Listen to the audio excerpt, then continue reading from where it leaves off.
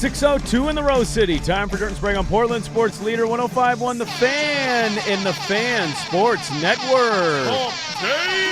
Yes, indeedy. Happy Hump Day, everybody. Hello. What is happening?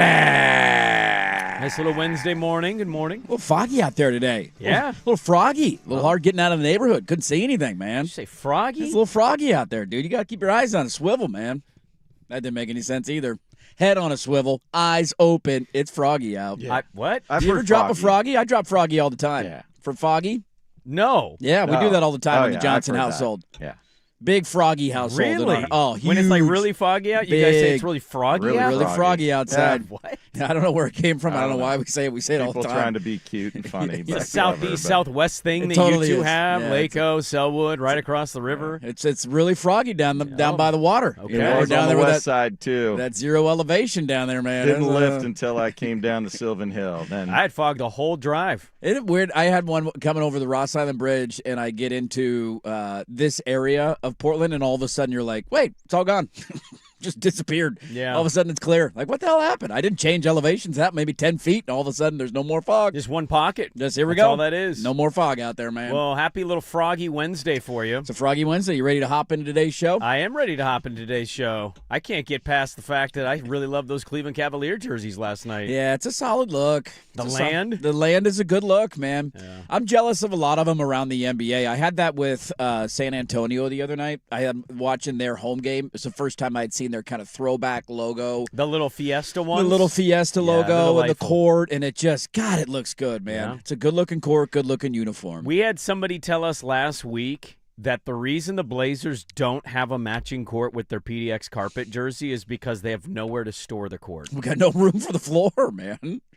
It takes up a lot of space. We can't put that thing down there. But, like, do we buy that? No, I don't necessarily buy that. I think that's something a team says. how much empty office industrial space is there in the city right now? Well, Like, also, how much space are they saving not having an ice rink? They don't have ice at the Exactly. Moda Center anymore. Oh, they don't? No, No. more ice. That's been a big thing. So where did they store that?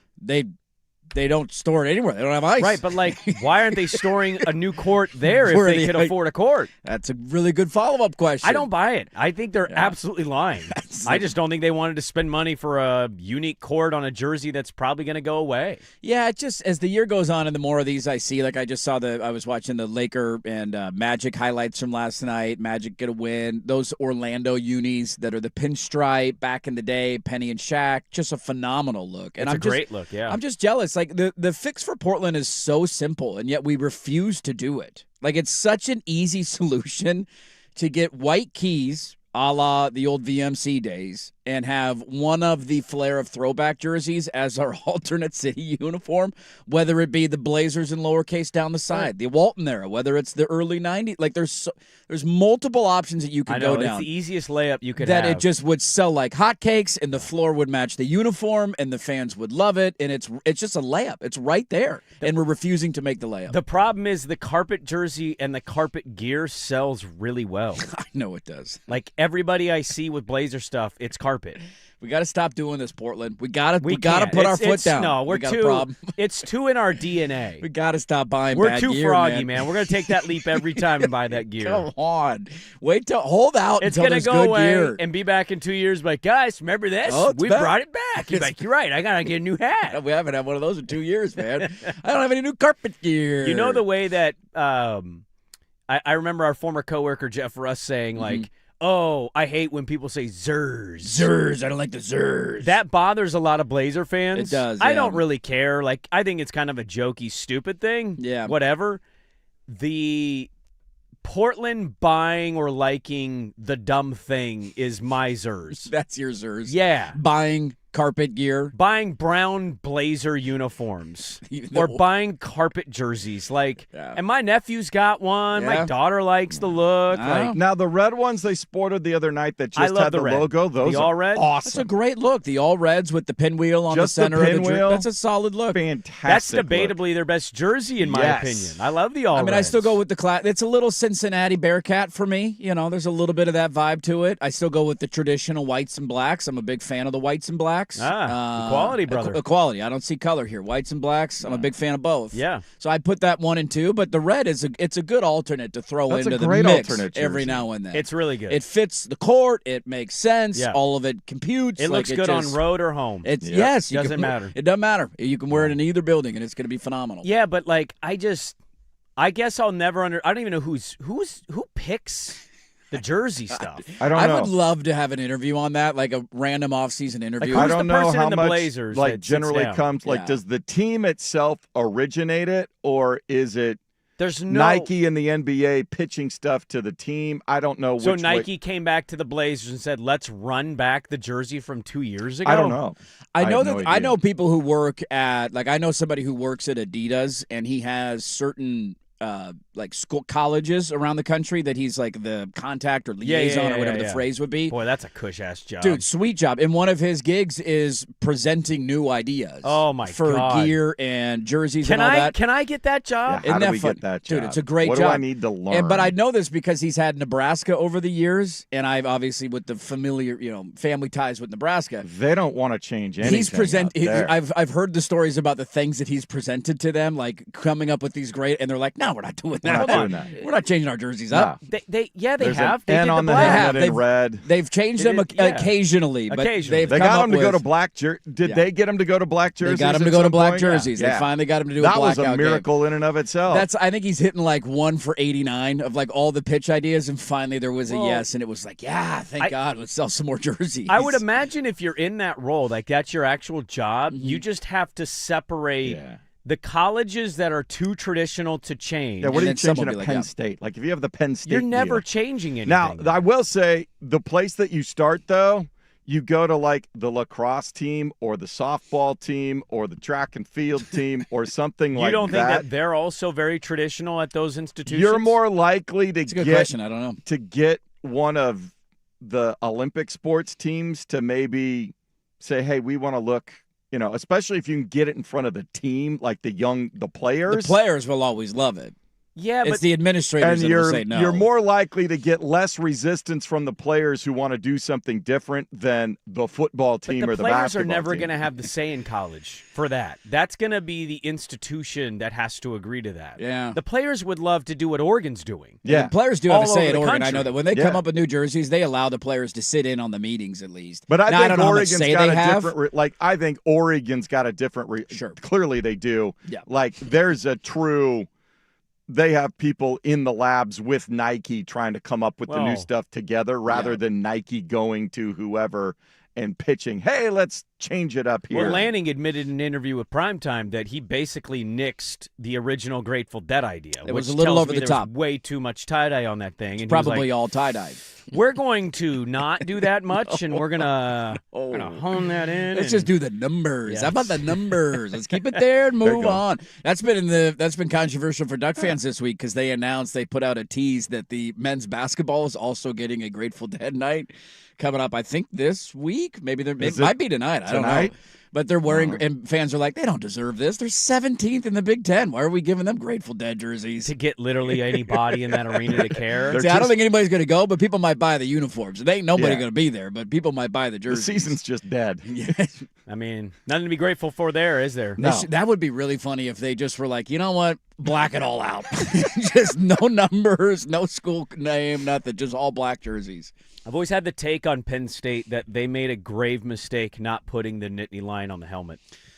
Yeah, at least having one alternate where you wear it. I don't because they do wear occasionally, very rarely, they will wear a throwback jersey. That's the jersey's identical, but the helmet has, I think, a silver stripe down the middle, and the numbers on there's a slight difference, but it's not that big of a deal. That's the only one that they'll wear that's different than their blue, white, and white pants. It's just a good logo, the Nittany Lion, and I don't know It's a why they great never logo. put it on the helmet. The jersey's fine. Do the white, do the blue, be the traditional college sure. program. You don't want to change that up. But the helmet is just like, it's such missed. You got all that real estate, and it's just blank. It's blank, just blank white. The Nittany Lion would look badass on the helmet. Dude, you give but- me like a cursive Penn State on the side. Oh, On a white helmet, you want want to to put great. the like script? Let's huh? get creative, yeah. Like your beaver, when the Beavers do the cursive, the Beavers across the side of the helmets. I don't great. like it. You don't like that one? No. I'm a fan of those. Put I like Benny. the cursive. Put Benny and Sure. call it good. The Put mascot's Benny solid. or the old school block O. for Oregon State. Ooh, that's a kind of underutilized. The agricultural O. Yeah. Back in the day, Now, back in our prime. Let me ask you this. Your institution would be difficult, and Swag's institution has no money, so he couldn't participate. If you got hired by your favorite team to be like a voice of reason or suggestion. The jersey gear guy? Like, if you put me in a meeting. I feel like I have good taste, and I'd be good at that. And you sat me down with whoever at the Blazers it is Nike talks with that talks about the jerseys of the year. I honestly feel like it'd be the easiest thing to do. To present my idea and say, you're not going to beat that idea. I promise you. I'll put a picture of Bill Walton in a red Blazer jersey in front of you and a picture of, I don't know, Terry Porter in a black Blazer jersey or whatever you want. Here are your options. Yes. What do you think about either of these? No, Let's why don't we do them all? Yeah, do them all. Sure. Do them all. Make them all up. Let's go. Your home should be a throwback to the late 90s. Yeah. And then your road black will be the late 80s, early 90s, lowercase script across the chest. Boom goes the dynamite. Boom goes the dynamite. And what's our alternative, Brandon? Great question. Thank you, Neil. I appreciate that. It's going to be red with white script down the side. Yeah. You don't remember Bill Walton? Here's a photo of Bill Walton in that red jersey.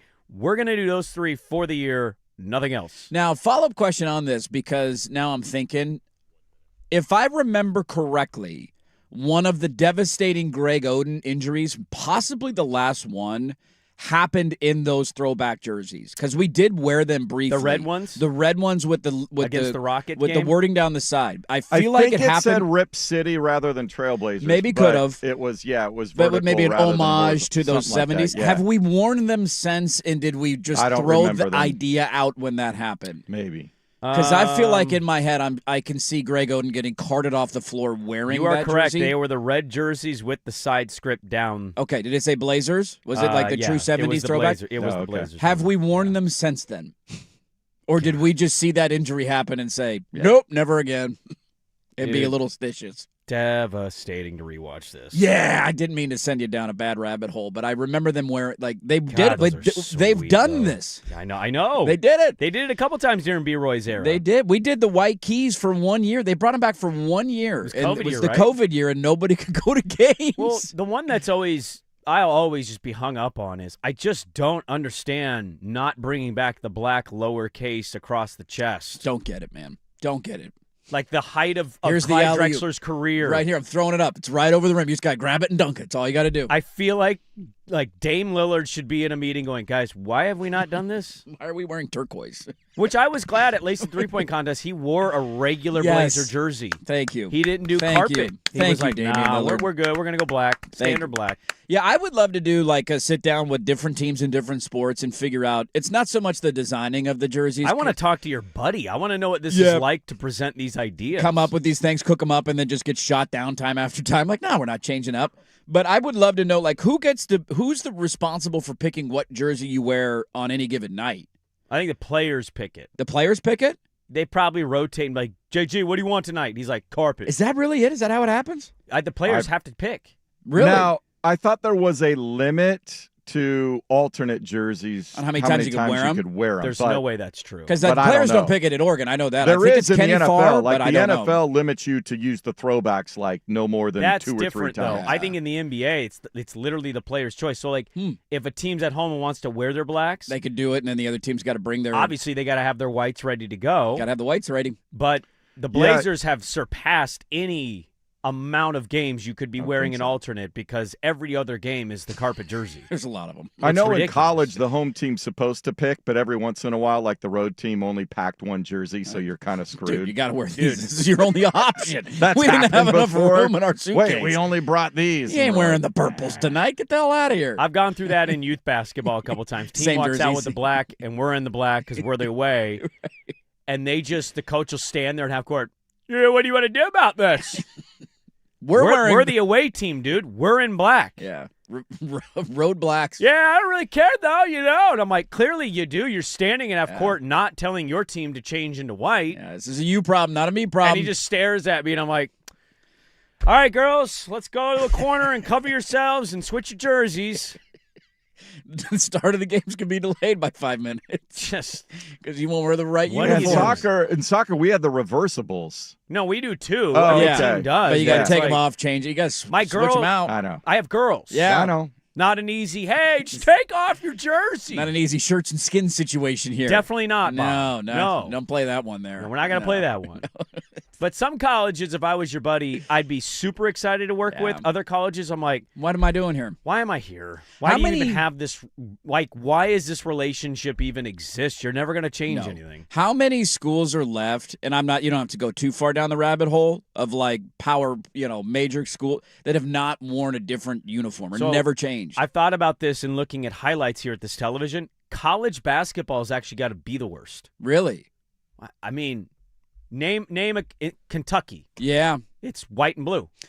They have black ones. They have black alternate ones. Doesn't have a big UK or a K. Okay, but it's the Nebraska situation. They're rarely randomly wearing that. them. By the way, talk about bad new designs. Whoever does, Kentucky's got that new mat. It looks like a Game of Thrones character. Their new logo. Haven't I missed seen it. that. Yeah, look up their new logo. It's not. Are they the Wildcats? They're the Wildcats, and it used to just be like the old fluffy cat running around, and they have a newish logo that looks more like like it's got flames coming out of the back of its head. It's a weird logo. I thought Kentucky back in the Patino day, they had. I feel like they've changed up over the years. They had something that had. Okay, Duke. I'm sorry. I'm sorry. There's just in college basketball. Duke, There's more there's traditionals standard for sure. traditionals than there is football. I feel like like North Carolina always has been the same jersey to me. Yeah. It's all the white and the. I think they've occasionally, blue. like a rare instance, They have go a to. UNC. There's a sky blue one that's got a UNC instead of the Argyle instead on of the North side or Carolina whatever. and stuff. The Kentucky SID, by the way, in basketball, he signs off every email with cat scratch. Cat scratch. That's pretty good. I was on an email once and Give he it to sent it, and I'm like, cat scratch. Cat The scratch. hell? Scratching your cat over there? All right. Well, we got a lot to get to today, sports related. Yeah. It is a Saturday Story Wednesday, so we'll get to that in the 9 a.m. hour. But let's get it going. A lot to discuss. Devastating news. What's the future of this? We'll talk about it all. Dirt and Sprague. Let's get it going next. 105.1 The Fan.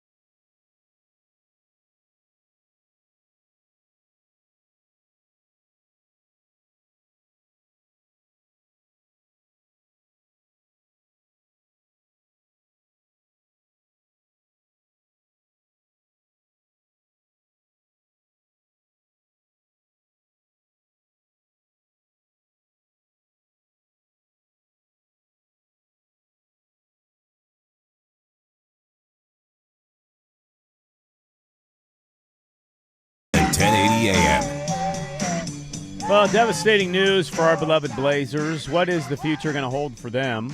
We'll talk about that coming up at 7 a.m. today. Magic Johnson. Nice little loss to the Timberwolves last night. This kept me around the entire time. They didn't lose by 54. I'll give them credit for that. Didn't turn the game off at halftime. Year 5 of the rebuild. They kept me around for the whole game. Actually, that's not true. I think I turned it off with a minute to go. When they had that breakaway dunk, I'm like, all right, that's enough. It did get a little interesting in the final seconds of the game. I saw that when I woke up. I'm like, they kept hitting threes. Score got a little closer, huh? Krejci's hitting turnaround threes. I'm like, oh, my God. Can they get a miss a steal couple here? of free throws. 9:30-something breakaway dunk. I'm out. Hit the eject button. Let's start at the National Football League. I consumed a lot of NFL Combine content yesterday, Andrew. It is the NFL Combine week, Bob. It is Combine week. Let's start with the always delightful, dysfunctional Philadelphia Eagles, who have also gotten a Super Bowl in this run of dysfunction. Damn near two. And Howie Roseman was asked about A.J. Brown's future with the Philadelphia Eagles. What do you have to say? I think I've been really consistent in talking about how hard it is to find great players, and AJ's been a great player for us. Not a good player, a great player for us. He does have tremendous character, and so I think from our perspective, we're looking to add to our roster. We're not looking to subtract. And so, I've been really consistent in saying that.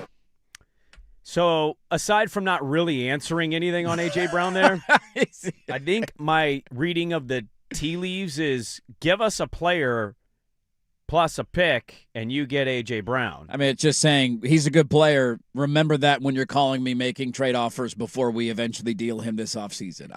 I would be willing to say, mark this one down on February 25th at 6:22 a.m. Okay. There is less than a 3% chance A.J. Brown's playing for the Eagles next year. There's no way less than a 3% chance? What nobody trades for? Somebody's going to want him because teams desperately need wide receivers. He's been over 1,000 yards every year but one of his career.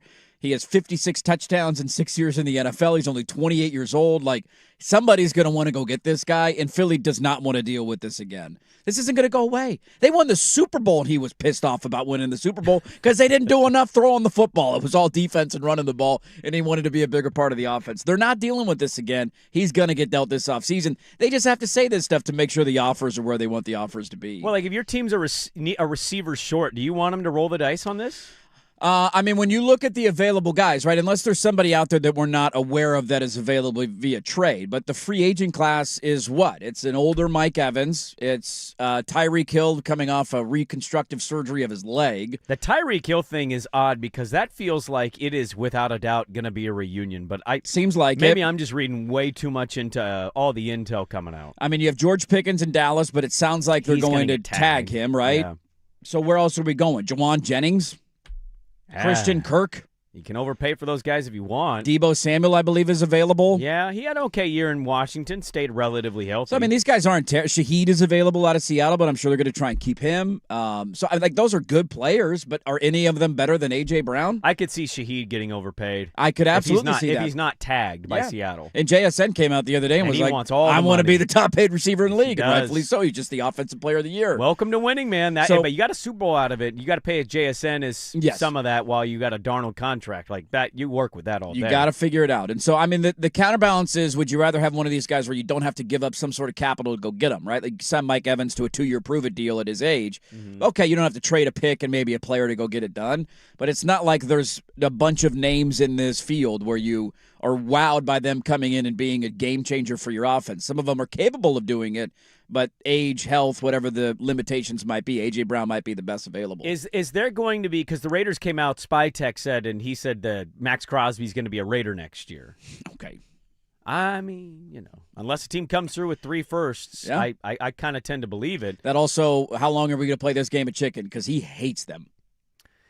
And I know Myles Garrett hated the Browns. He wants to be a Raider, but he doesn't like how it's all been They've been horrible, so far. And they shut him down at the end. He had one request, was to let him keep playing. Yeah. And they shut him down at the end of the year to get the number 1 pick. They did. Which I think is the right organizational decision. Yeah. But there's ripple effect of that, and he's pissed at them. Yeah, but I don't know, man. How often is the player pissed at them? Like, I see this with Pickens. Cowboys are not going to have a good relationship with George Pickens if he gets tagged. And I'm like, he's going to make $20+ million for a year, and if he goes out and has a good year, they just easily talk about a contract extension if they want. Right. So, like, that whole idea, he's not going to be happy he gets that tag. Sure. Like, yeah, well, that's Fair more point. the system's fault than it is the team's fault. I mean, we had this literally last year with Myles Garrett. He was adamant, I'm demanding a He's trade, like, and I it's went over. out. He wrote a letter. And then Thank they- you, Cleveland. And then they gave him $40 million a year, and he said, where do I sign? And I feel like he wrote another letter. Actually, Cleveland, I changed my mind. I've changed my mind. I Now love you. that I've seen our plans for quarterback, I will. No, it was $40 million a year. That's why you I re-signed. just, the one thing I like about teams with Roseman, right? The likes of these guys, that when they're asked direct questions about players and they give us nothing answers, you just don't believe anything they say. I also feel that way about players. Yeah. Like, players are full of crap all the time. Yeah, how many? What's Max? Because he just got an extension a couple years ago, I right? think he has 2 years left on the deal, 2 or 3. So, like, he could be upset to the Myles Garrett point. Like, and you he'll be could like be pissed. 31 or 32 by the end of that deal. He signed a 3-year, $106 million deal, and 2 more years left on the deal. Yep, making 30 plus and 30 plus. 28 and a half. He's 20. Yeah, he's 28 years So old. he'll be 30, almost 31 by the end of that contract. Like, that's something I don't know if the draft compensation is – that's tough because it's such an important position, but 3 firsts – Look, is I'm such going a to keep big roll hammering of this. the dice yeah, for it, man. I'm going to keep hammering the point home for the Raiders. If I were them, and I feel like I hired my right coach. I got Kubiak, who just won a Super Bowl as an offensive mind. Mm-hmm. I would be all about how hard can I hit this reset button. Unless Kubiak really genuinely loves Mendoza. Yeah, and if that could be that's the case, case. you got to take him. Because if you trade Max Crosby and you trade the number 1 overall pick, Yeah. what's the minimum number of first-round picks you're getting out of that? 4? Out of Crosby and the the number, first? like at least 4 and Probably 4, yeah. and then maybe there's the ability, maybe somebody gets a crazy offer in there and you end up with 5, hell, even 6 first. Like, dude, that's how you restart everything. It's a huge haul. It's a huge haul, and you can go fill multiple holes around your roster. And guess what? You're going to suck this year. You've tried to win and you're terrible. Yes, you tried to be competitive and let's hire the culture guy, and you were the worst team in the NFL Right. this year. So you might as well hit rock bottom and suck again next year, take whoever the best quarterback is available, and then, oh, by the way, we have 5 other first-round picks to play with. We have one general manager calling dirt moronic, and we got another general manager lying. We'll get to those things next on The Fan. Now, from the George McCoy and Warren Allen Sports Desk, a Sports Center update on the Fan Sports Network, 105.1 FM and 1080 AM. Brought to you by Laurelhurst Market Steakhouse and Butcher Shop. Great spot for any occasion. Don't forget you save 10% on your Butcher Shop order when you dine in. Menus and more at laurelhurstmarket.com. First on The Fan. Without Shaden or Denny, Trailblazers hung right with the Timberwolves all night at Moda Center. Could not outgun the combination of Ant Edwards and Jaden McDaniels, who combined for 63 points, leading Minnesota to a 124-121 victory. Drew Holiday leading 7 Blazers in double figures with 22. Portland starts a 5-game road trip tomorrow in Chicago against the Bulls. Prior to the game, Blazers announced follow-up imaging tests on Shaden Sharp's injured calf revealed a stress reaction in his left fibula. He'll miss another 4 to 6 weeks before being reevaluated. NFL Combine preparing for the start of drills on Thursday with 8 former Oregon Ducks set to perform for scouts and GMs. More attention, though, being paid to veteran players expected to be on the move this offseason. The Cardinals looking at all options regarding quarterback Kyler Murray, as are the Dolphins with Tua Tagovailoa. College hoops tonight on The Fan. Ducks men host Wisconsin. It's the late 8 p.m. tip. Our pregame coverage starts at 7:30. Badgers 5.5-point favorites. The Oregon women are on the road earlier in the afternoon. 4 o'clock tip at Purdue. Pregame coverage at 3:30 on 910 ESPN Portland. More sports scores and stories in 30 minutes. Jason Swigard from the George McCoy at Warren Allen Sports Desk. Hurt, missing work. Insurance companies acting like jerks. Don't call your mom. Call George McCoy at warrenallen.com. The Fan is live on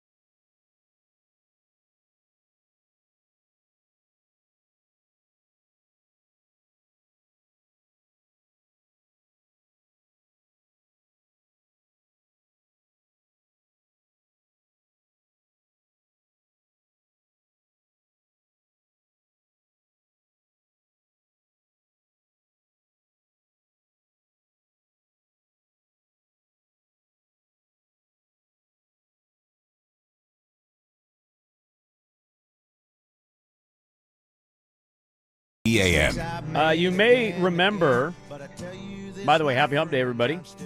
A couple weeks ago, Dirt suggested after the Houston Texans lost to the Patriots that the Texans should think about trading C.J. Stroud. And I'm going to take a wild guess and say their GM disagrees with me. Yeah, Nick Caserio, the general manager of the Houston Texans, talked about on the rumors of C.J. Stroud's future. His, his third season? His third season, not quite what people were hoping. They did get back to the divisional round, as they do every single year. They somehow win a playoff game every year. And Stroud played pretty bad in that game. He had 5 turnovers in total. I mean, It's literally the worst playoff game we've seen from a quarterback since Kerry Collins, and he was so bad in that game that we asked if he threw the Super Bowl.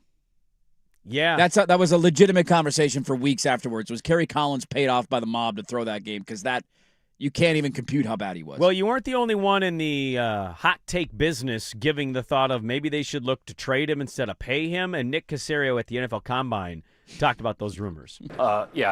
He's our quarterback. He ain't going anywhere. We have a lot of confidence, a lot of belief. I mean, I'd say the philosophy that D'Amico and I have, we're going to support our players and do everything we can to kind of help them. And this league's about ups and downs. I mean, nothing's perfect. I mean, there was no team that was undefeated unless I missed something this year. So that's not going to happen. You know, by and large, we're probably going to lose 5 or 6 games. Going to be some margin on either side. You're going to have some good plays. You're going to have some bad plays. You're going to have some good games. You're going to have some bad games. Okay, how do you bounce back? How do you handle that? So it's just, I mean, this league is a one game at a time proposition, and how you handle it, every situation, ultimately is going to determine your success and your longevity. So no loss. I mean, look, the stock market's been going down for 5 days, so everybody's probably panic selling. So, you know, really what you're doing is you're investing more. That's so, right. anyways. We have a lot of confidence in CJ. We got a lot of confidence in our players, and I'm glad he's our quarterback. Then give him the extension right now, Nick. Give him the extension.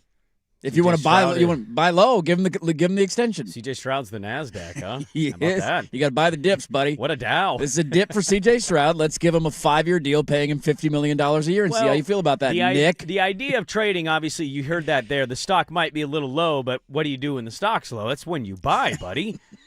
The idea of trading C.J. Stroud, as suggested by one, Andy Dirt Johnson, Nick Caserio, your thoughts? It's on the roster, and I think some people call this the silly season. There's lots of speculation, and there recently was some about C.J. Stroud. How do you guys feel about C.J. as your quarterback, and do you call that unfounded when people speculate about a trade involving your QB1? It's moronic. Like, we're not trading the guy. He's our quarterback. So he's going to be playing quarterback for the Houston Texans in 2026. So anything beyond that, I mean, again, like that's your world. You guys can speculate on that, but we're not trading season. Okay, I'll bite. So you're an idiot. I'm an idiot. But also, he's our quarterback in 2026. What about 27? Anything beyond that, you guys can speculate.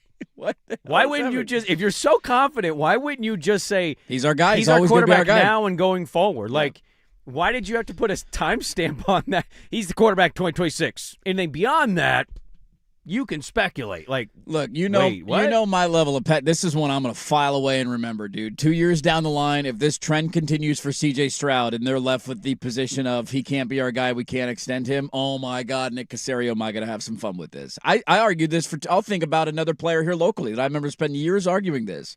He's not a part of your long-term plans. He has hit his ceiling as a player. His value is only going to go down. The time is now to trade him. They didn't trade him. They didn't trade him again. They didn't trade him again. Anthony Simons was exactly this. He was a guy that we thought of in our organization Anthony Simons was our C.J. Stroud. I mean, I don't know if it's a direct comparable, but it's the idea of you had a player that had a certain amount of market value. We somehow told ourselves that he could be a number one option in the NBA. We were going to build our team around him post-Dame. Did we, though? I mean, the Blazers kind of signaled that. They drafted guards in back-to-back drafts and still played him as the dominant guard over the other two guys that they took with top 10 picks when they were tanking. And then by the time they traded him, all they could get is a 37-year-old Drew Holiday out of the deal. So I'm all for you. You want to laugh at the notion. Now, I know that they're not going to trade him this offseason. I certainly understand that. To say the idea is moronic, he has to say that publicly. Mm-hmm. His numbers have gone one direction his entire career from year 1 to year 2 to year 3. Yeah. So it's moronic. You can laugh at it now, but what if those numbers dip again? He was barely over 3,000 passing yards last year. He was below 20 touchdowns. He's thrown 20 picks in the last 2 years. So what if this continues? Are we still moronic a year from now if he has 17 touchdowns and 11 picks next year? I think what's interesting is what and how they build from where they ended their season to where they want to go. And to just sit back and say not much needs to change is definitely not the approach they're going to take. To me, it's more about what do you need to do to get him back? Not that he's like lost, but clearly we saw in the playoff game. His confidence is sunk. His confidence seemed pretty, shaky at best.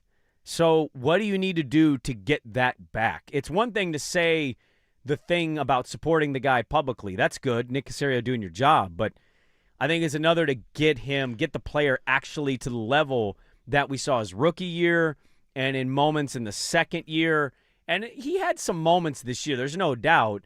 But to me, and I'm not trying to suggest, I think when you say these things, you kind of have to like preface it, but it was a little bit like after that concussion when he came back, he felt a little offish. Yeah. And I'm not saying it's from the concussion. Sure.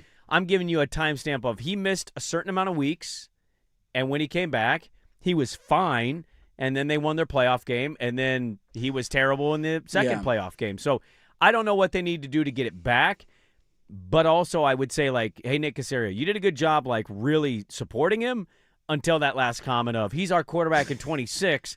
Anything going forward, I'll let you speculate. Like, what the hell does that mean? Now you've opened it up for me to speculate by only putting a timestamp on 2026. And if I were the GM of the Houston Texans right now, I would be livid because part of the feather in my cap is I have built a defense that, at least my opinion from the outside looking in, is they're the best in the NFL. I think that defense was capable. If they would have got to the Super Bowl and Stroud wasn't that god-awful, that would have been one of the lowest scoring Super Bowls ever. It would have been ugly. But I would have given their defense a chance in any ball game that they played because they were that dominant and that good. And they almost beat New England with their defense. They turned it over 5 times, and they gave them touchdowns. They defensive touchdowns to New England, and they still damn near won the game. If they just didn't turn the ball over, they win the game, I think, by 2 scores. And so I think we've allowed – Herbert has the 4 picks 2 years ago in their playoff game, which is just like where he didn't – I think he threw 2 picks all year, 3 all year, then randomly, I don't know where he was 4 picks in a game. He crumbled. The Chargers crumbled. And I think that allowed us to – forget everything that transpired previous to that. Because when you look as a bulk of the second year, to be fair to Stroud, the offensive line wasn't very good. His numbers were not – it was 20 touchdowns and 12 picks. That's not top 15 quarterback in the NFL worthy. Now, again, the offensive line wasn't great, and so I'm trying to give him the benefit of the doubt here. But I think that one playoff win distracted all of us from the year that he had. And I think we allowed for a short amount of time the same thing to happen this year. Who did they beat in the playoffs this year? They beat the Pittsburgh Steelers. Who were terrible. Who were they? Everybody bet that game. Everybody knew the Texans were going to win that game, and their defense was going to dominate, and I don't even know how Aaron Rodgers is still alive. That was the playoff win that they had. And then they went on the road to New England, a team that they should have been able to beat if they just got a functional offense, and they couldn't do that. He turned it over, and he cost them the game. So I think we've allowed one game in which they've largely won because of their defense, the 4 picks against Herbert 2 years ago, the dominating performance against Pittsburgh, and they couldn't do anything offensively. And all of a sudden we're like, well, he's winning playoff games. You got to keep him around. Like, that to me is the biggest mistake that you can make. And if this trend continues, I'm just wondering how much more evidence do you need? Because you could say, how do you get him back to being a rookie? And I understand that point. Also, how much of this is just the league didn't really know a lot about C.J. Stroud, and now they've adjusted, and he doesn't have answers to it. Because we see this quite often where guys have a pop year, and all of a sudden they're just not the same because teams figure them out, and what do they struggle with? The pieces aren't perfect around them. They can't overcome that, and you get numbers like 19 touchdowns and 8 interceptions and barely 3,000 passing yards. Well, we know right now the NFL with Darnold winning the Super Bowl and Nick Foles has gotten a Super Bowl, and you just look at the way it's kind of – I know Foles is some time ago, but like looking at the resurgence of careers, right, of guys that weren't successful with their team that drafted them but finding a home. Baker in Tampa, right, is a good example of that. I think there's 2 names, and we'll get to this because their GMs talked at the NFL Combine, that I wonder if we're just dismissing a little too much. And I'll tell you who that is because this is all interesting to me of, do you pay a guy? Do you roll the dice, move on, go to the vet? Like, some people think Kirk Cousins could be an answer for some teams out there. I don't personally buy that, but some people talk themselves into it. So I want to bring up 2 names coming up next from the NFL Combine on the Fan.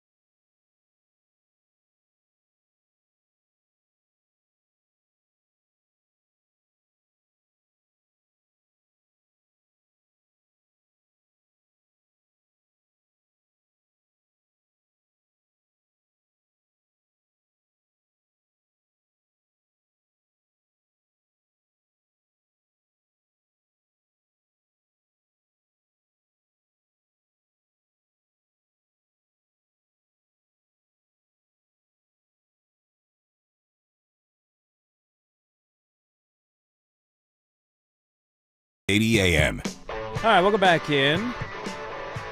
Is this going to be a big deal for the Seattle Seahawks? And do we have a new left tackle potentially in San Francisco? We got some NFC West nuggies we can get to today. It's a Status Story Wednesday as well.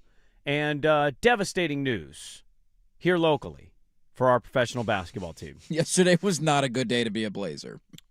No, it was not. It was not a good day. And then they also lost. They did. Double whammy. So we'll get to that coming up top of the hour.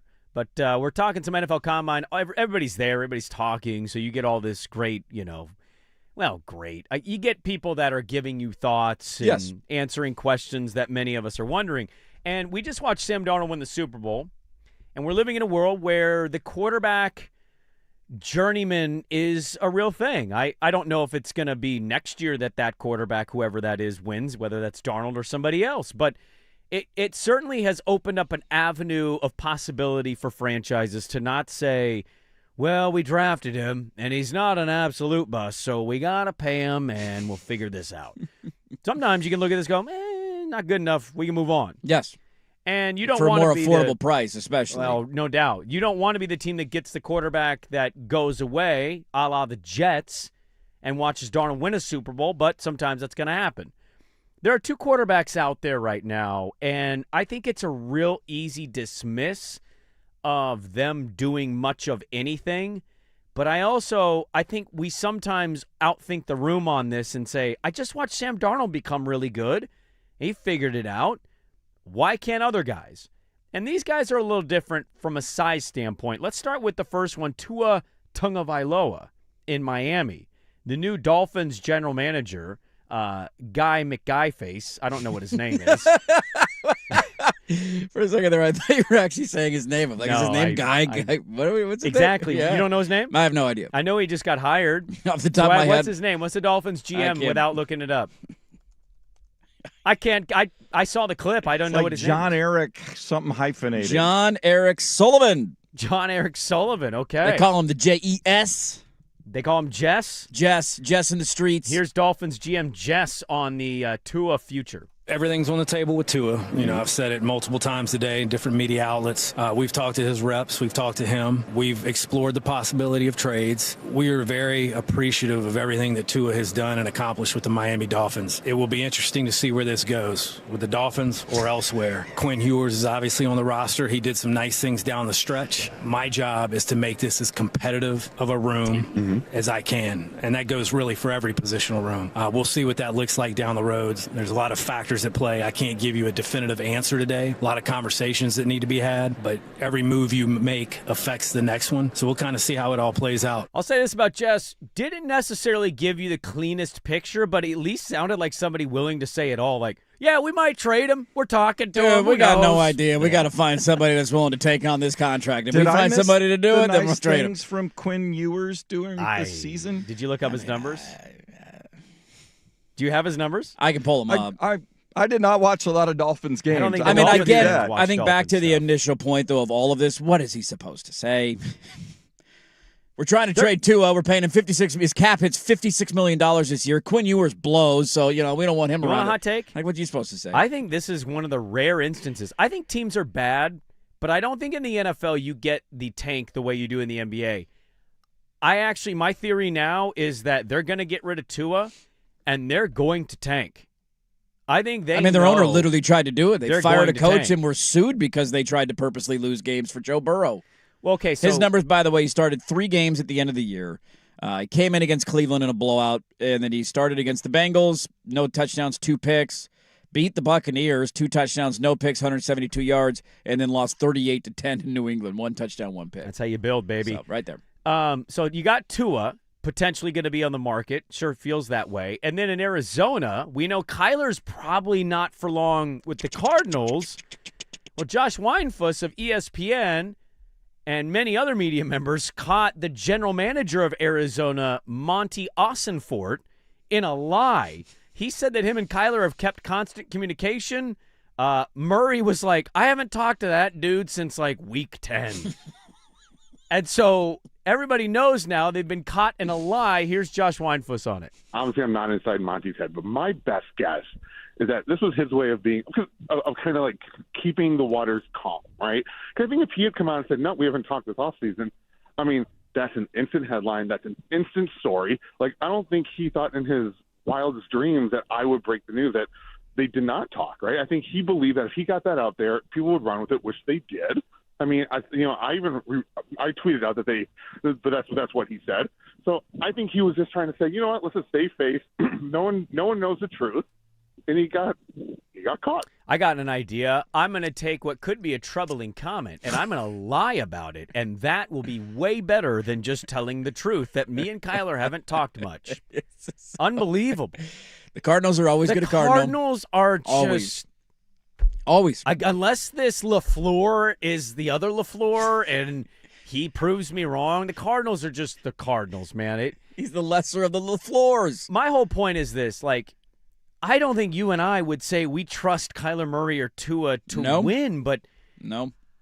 I mean, you can never say never anymore in the NFL. Well, and yeah, certainly if right. you're looking to move them in the offseason, you don't want to irritate them any more than they may be disgruntled already. See, and I don't even think that's the case. I think it's just a problem of here's the big difference. So I certainly agree with the point. You can't say never anymore in the NFL. You just can't do it. So I'm not going to throw either of them out as not having the ability to redeem their careers. The cap hit and the contracts that these guys carry, how do you pull this off?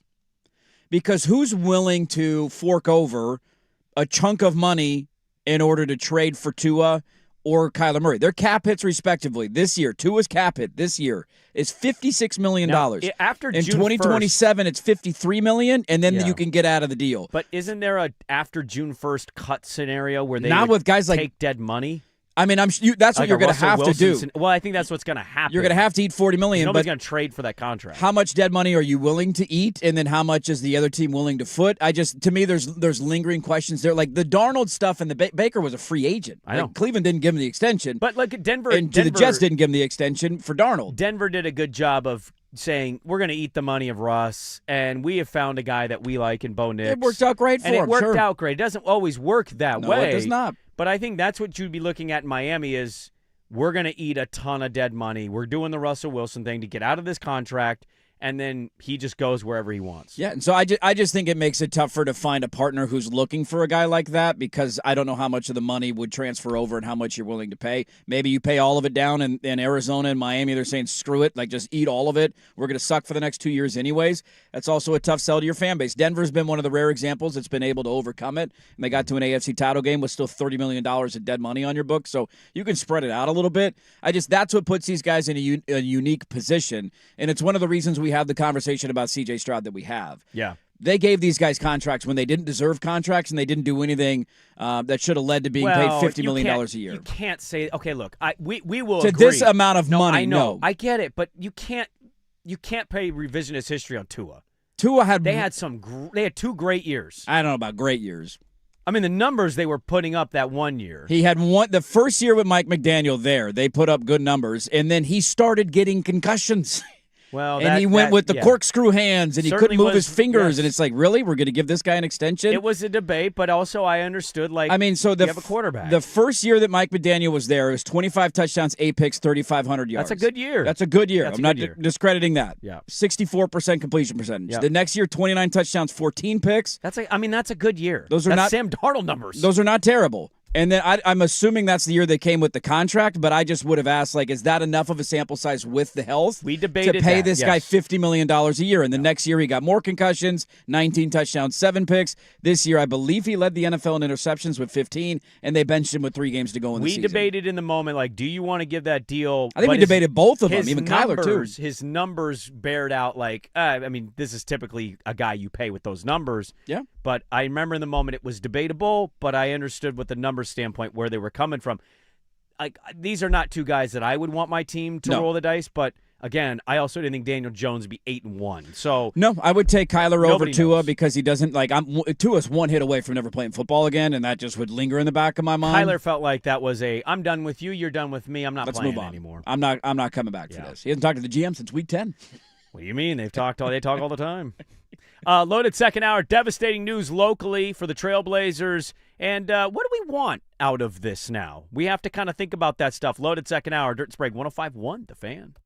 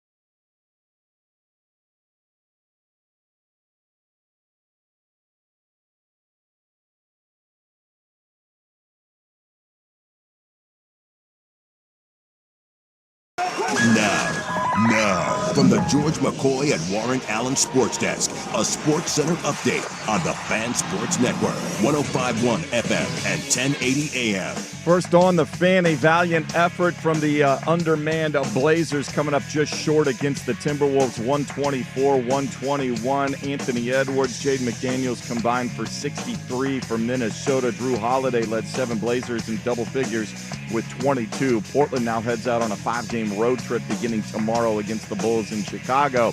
Prior to the game, Blazers announcing that follow-up imaging test on Shaedon Sharpe's calf injury revealed a stress reaction in his left fibula. He will miss another 4 to 6 weeks before being reevaluated.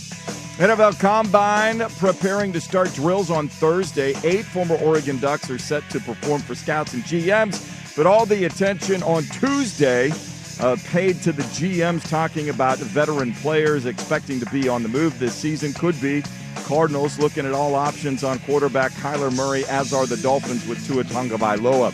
College hoops tonight for you on the Fan. The Oregon Ducks men hosting Wisconsin, 8 p.m. tip. Our pregame coverage will start at 7:30. Badgers 5.5-point favorites. The Oregon women are on the road earlier in the afternoon, 4 o'clock tip at Purdue. Pregame coverage 3:30 on 910 ESPN Portland. More sports scores and stories in 30 minutes. Jason Swigart from the George McCoy at Warren Allen Sports Desk. Hurt, missing work.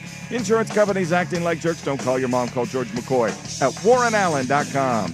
The home of dirt.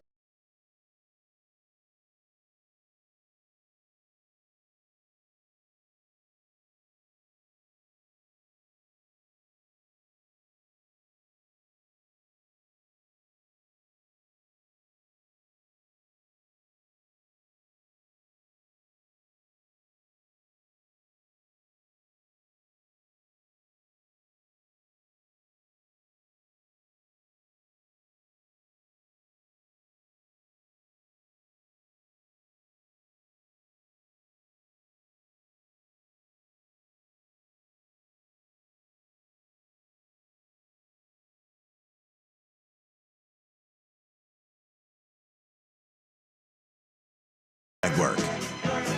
Hey, welcome back in. Hour number 2. Dirt Sprague here. Good morning. Happy Hump Day, everybody. 105.1 The Fan and the Fan Sports Network. Sunrise guys with you.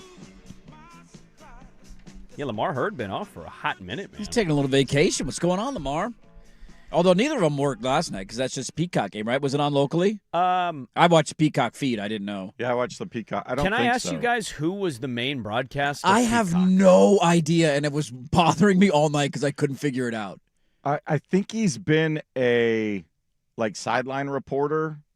Did they call him up for did somebody So get they hurt? did. Was Terry Gannon under NBC's the in a weather? weird. Well, Terry Gannon was over at the Olympics doing ice skating, so they're in a weird spot of all these guys coming back from the Olympics. That felt like you've won a raffle prize. It was pretty bad. It was Did you see, by the way, the problem NBC might have in 4 years? I wanted Swag so bad last night. Swag would have been. I mean, he would have been great on the call. Fantastic. 4 years from now, I believe I read that NBC has the rotation of the Super Bowl again, while simultaneously having the next Winter Olympics in France. And if the NFL pushes their season back a week, which is likely to happen if you potentially get another regular season game. They're going to keep pushing for this. So it'd be on the closing ceremonies? The Super Bowl Sunday would be the day of the closing ceremonies. And NBC would have the gold medal hockey game. And a gold medal hockey game. And they'll NBC, figure that out. But NBC has the rights to both. They'll figure it out. Okay. It's 4 years. Well, the hockey game started live at 5 o'clock I in the know morning. It did. Local What time. time were the closing ceremonies on from? Like 3 o'clock in the afternoon, No, they were on at live. I think they were watch. like 10 or 11. So you'd have a closing ceremonies, and then you'd start the pregame. Is Tirico calling the Super Bowls, or is he in France? No, Tirico's on the Super Bowl. Okay. I mean, I know he is, but that conundrum is fascinating, that it might fall on the same weekend. You can remind me of that in 3 years I when I will. forget this. Quick reminder, Fan Madness is back. Join the Fan Thursday, March 19th, and Friday, March 20th for the 2 most exciting days of hoops at Tom's Watch Bar in A-Lene. We'll be out there, the firm of Harrison Meringue, happy hour, and primetime with Isaac Duke, all broadcasting live throughout the day. Don't miss a minute of the action. Play hooky with the Fan for Fan Madness, brought to you by A-Lene and Window Nation, March 19th to 20th at A-Lene Casino. I have an on-air question that I should have asked our brand man off the air. Are we doing both days there, or are we only doing the 20th?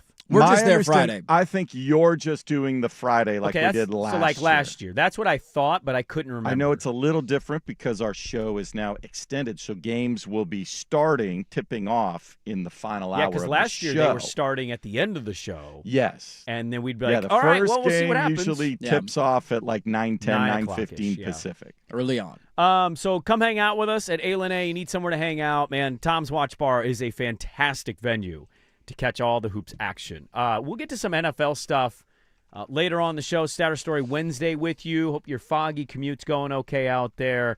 And as always, shout out the Hoggies. Shout out the Hoggies. Let's kick the second hour off with some devastating news locally. Got this email about 2:15 p.m. Got a text from Danny Meringue about 2:12 p.m. Trailblazers guard Shaden Sharp continues to receive treatment associated with a left calf strain.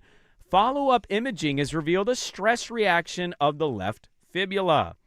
He will be reevaluated in approximately 4 to 6 weeks to allow for adequate healing before beginning a progressive return to full basketball activity. Did you look at a calendar? What's in 6 weeks? What's happening in 6 weeks? The Where are we end at? of the season? Oh, yeah. He's that's done. Right. Hooray. Is there any reason they couldn't just say he's Out for done the year? for the year? Because being reevaluated doesn't mean you're returning. It means you're reevaluated. Well, when we make our D playoff run, Brandon Sprague, he's going to be the savior that comes back in the second round of the playoffs after we pull off an upset over whoever the one seed is. He's going to be in the that West. X factor in That's the play. right. in case you're curious, because I looked it up, he's played 48 games this year. Yeah, I mean, he's been incredibly banged up for a big chunk of his career. So that means year one he played in 80. Yep. Year two, 32. Yep. Last year, 72. Better. This year, 48. Yeah. And he's done for the year. I think you also go to the place mentally of has he played his last game in a Blazer uniform? Because he certainly will be bantered about this offseason. We continue to ask the question, what are you going to do at guard next year? You got two older veteran point guards who are seemingly going to start. I don't know how that's all going to work out. And he was thrown about in trade conversations at the deadline, and so I don't think that's going to go away. He's a I young think I'm player. done assuming Scoot's starting for this team. I don't know what. We there's started a lot to Chris get to. Murray over Scoot last night, so We did. yeah, I tend to agree with you We there. did. It just like there's a balance of how critical do I want to be while also acknowledging fluky things can happen. But this is kind of it was a perfect summation of their entire year.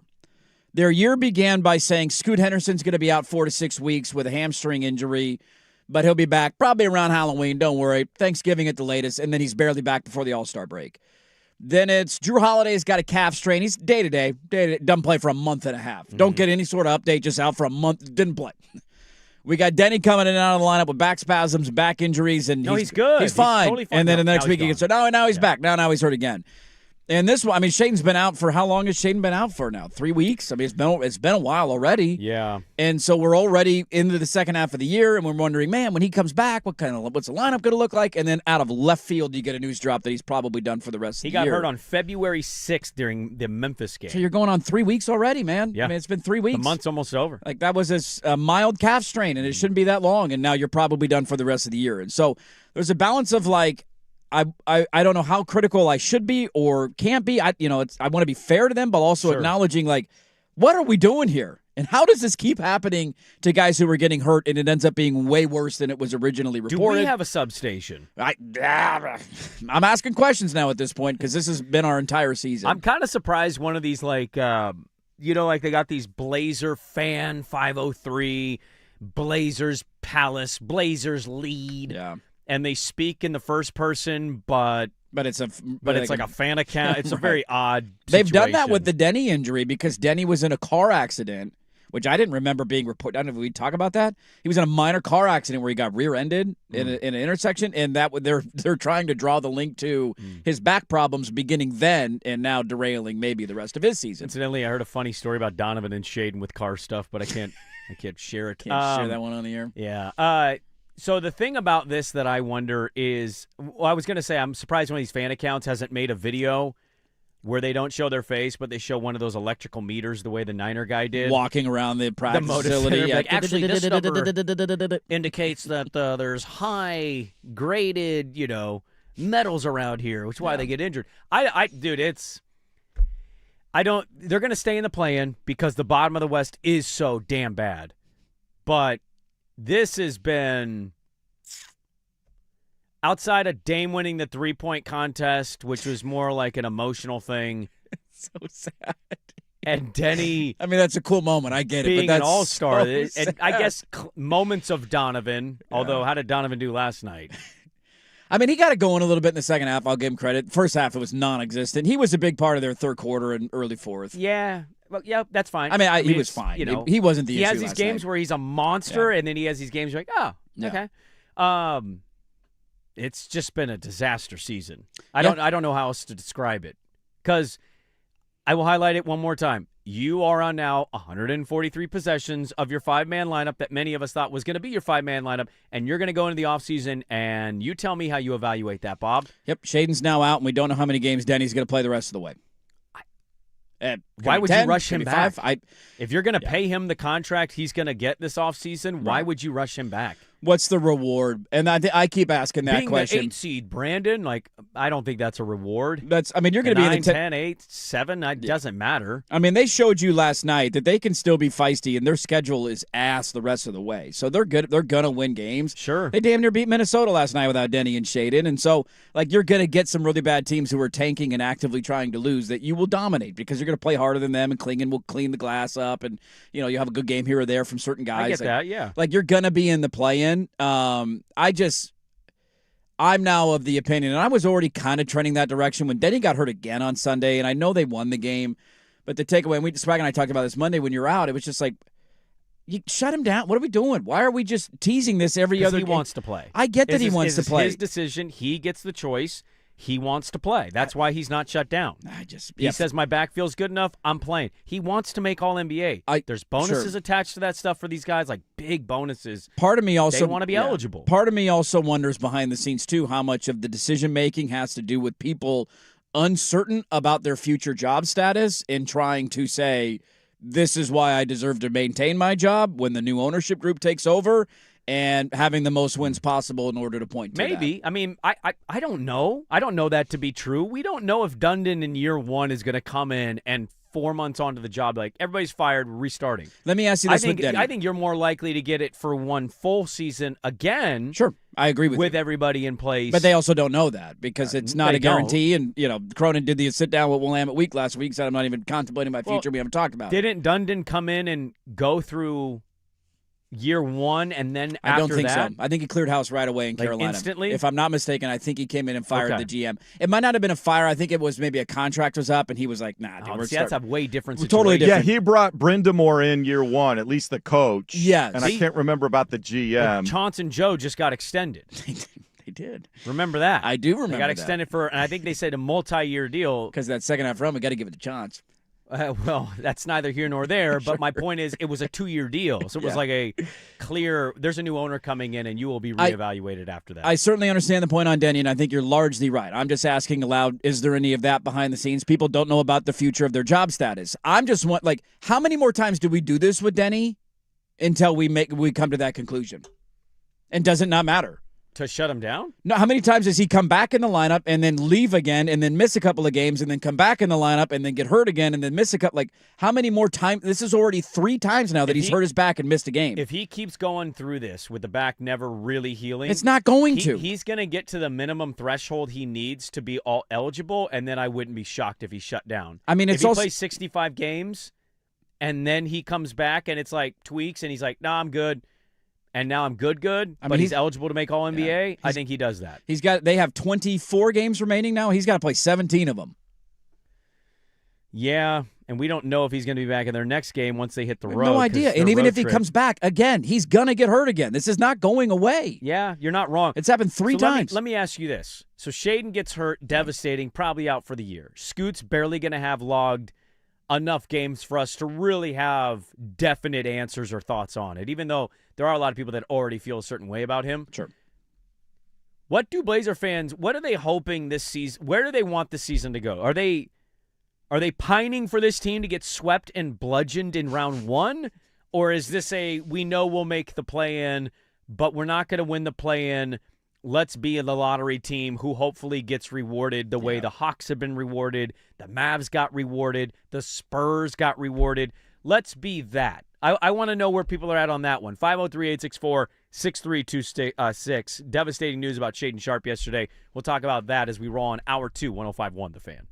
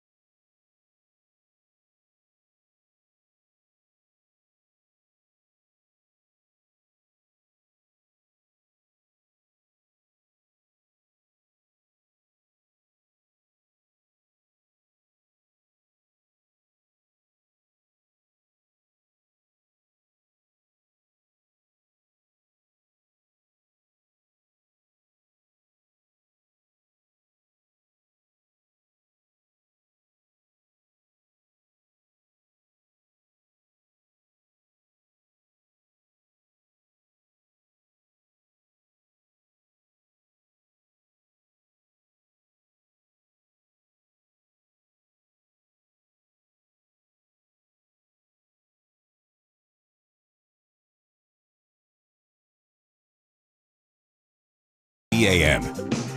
Well, I'm sorry. In about a 4-minute break, I played the NBA Draft Simulator game the entire time. Not one time did they get the number one pick. That tells me we got a good roll coming in the offseason then. Yeah, you don't damn want right. to use up the good mojo now. It's not lottery time yet. We're not there yet. Well, look, I mean, they're just in such a weird, funky spot. And I think anybody trying to polish a turd, good luck to you on that one.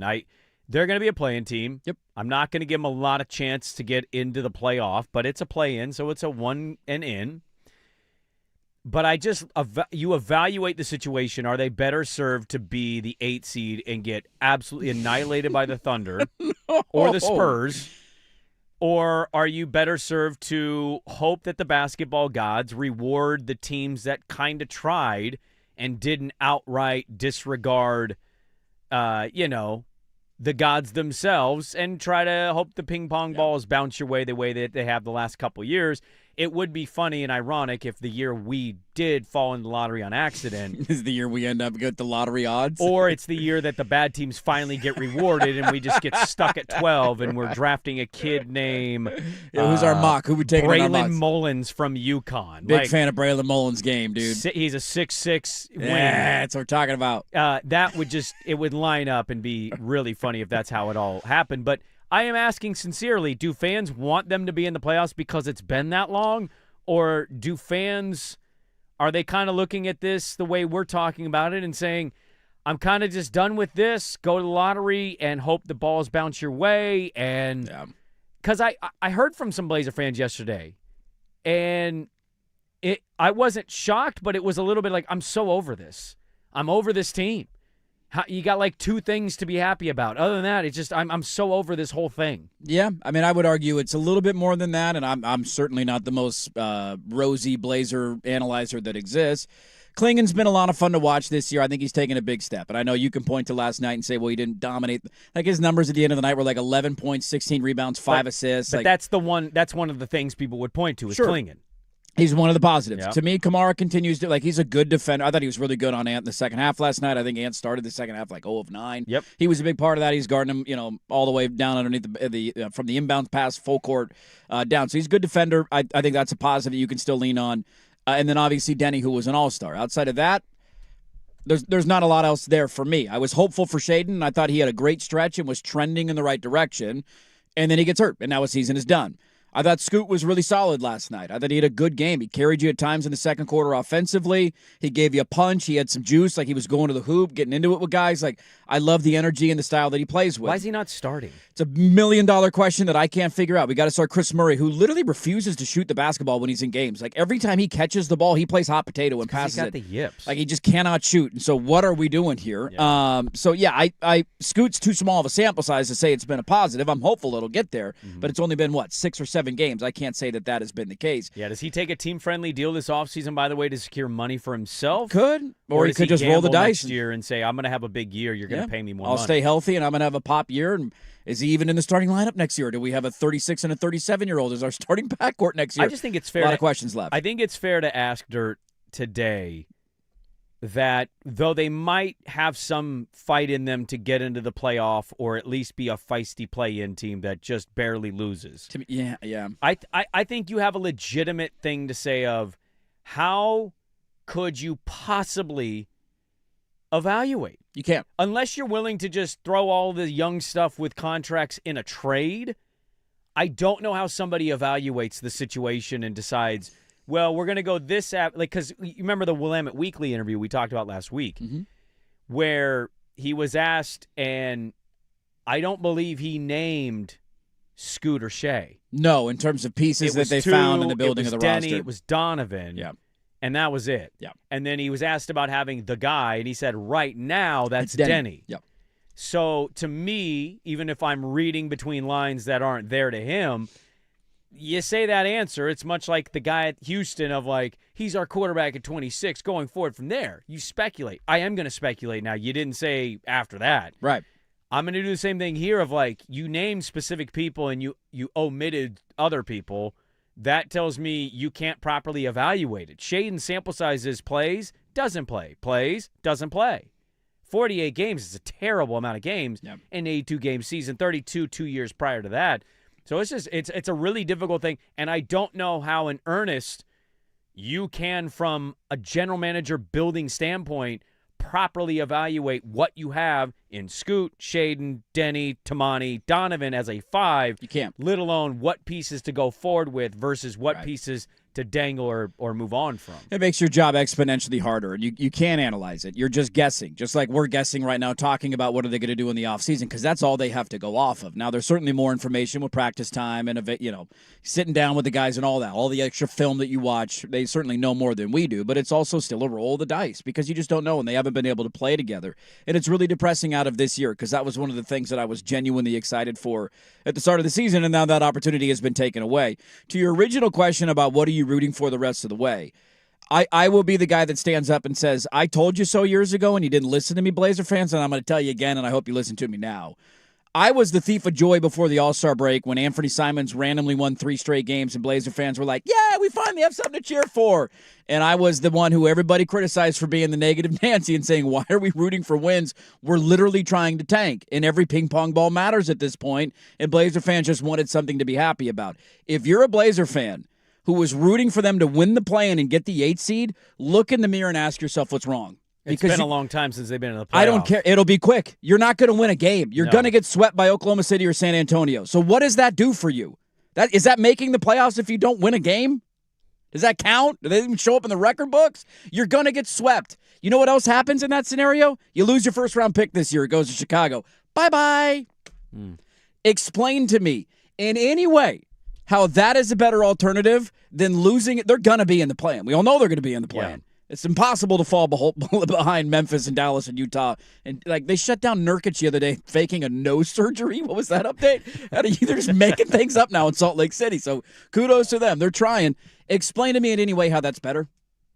You have literally 0% chance of winning that series. You have maybe a less than 5% chance of even winning a game in either series. It's over. So how does that benefit you in any way, shape, or form in the long term? Over having a... What would it be? 3% chance of jumping into whatever draft position? This is a deep. I mean, even if you get to the 3 or 4 pick, I mean, you're ideally hoping you're in the top 3, but it is you're just Sprague's point. It's a deep draft. I'd rather have the 11th pick than not have a first-round pick and no playoff wins to boot. Haynes Steinbach from Washington, come on down. Why the hell not? That's better than not winning a playoff game and losing your first-round pick.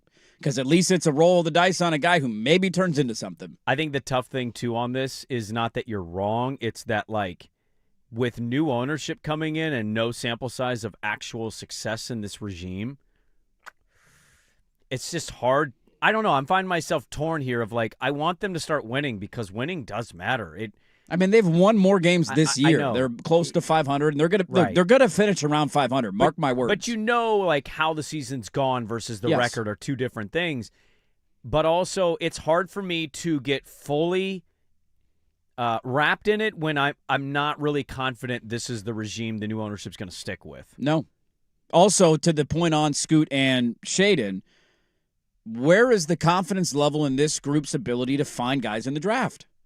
Well, you got Donovan is the Donovan's best one been of the great. group. He's been awesome. I got no criticism there. Obviously, they traded in for Denny, and then you traded for Tamani. Yes, those are not draft picks. Those were not draft picks. And I think that's what I've kind of stuck on a little bit with people when you talk about getting good picks. I'm like, yeah, but it's not like the sample size is amazing for them. Scoot has been a disappointment. I'm Chris hopeful. Murray's not very good. Chris Murray's almost borderline out of the NBA. We contemplated buying him out with Ryan the whole Repair, city see decision. you later. Yes, he's Scoot gone. Henderson is a big question mark for many. Many are out on him anyway. You took a first-round pick last year who can't play in the NBA right now. Shaden Sharp is kind of like the video that teams will play when they're trying to counter their thoughts on Darren Peterson of should we take the guy who seems a little unmotivated and is quiet? Right. Here's Shaden Sharp tape. And they're like, oh, my God, he's scoring 20, but I can't tell if he cares. Yeah.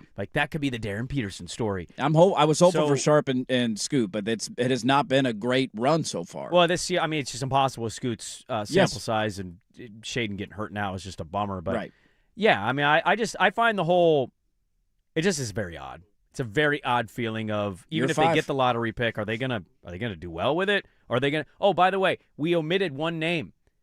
Young Hansen was picked. Can't play. I just read an article on Yahoo. 3 players that might take huge steps and prove that they're franchise building blocks. Denny Avdia could be a superstar. Matalis Buzelis of Chicago having a good season. He's taking the right step. And, coming under the radar, Cedric Coward. The team wanted wings and needs shooting and kept saying that was their That wasn't MO. us. Couldn't have been us. Played at Willamette. Local kid. Played at He's Washington a Coug, State. man. Could have had a Coug.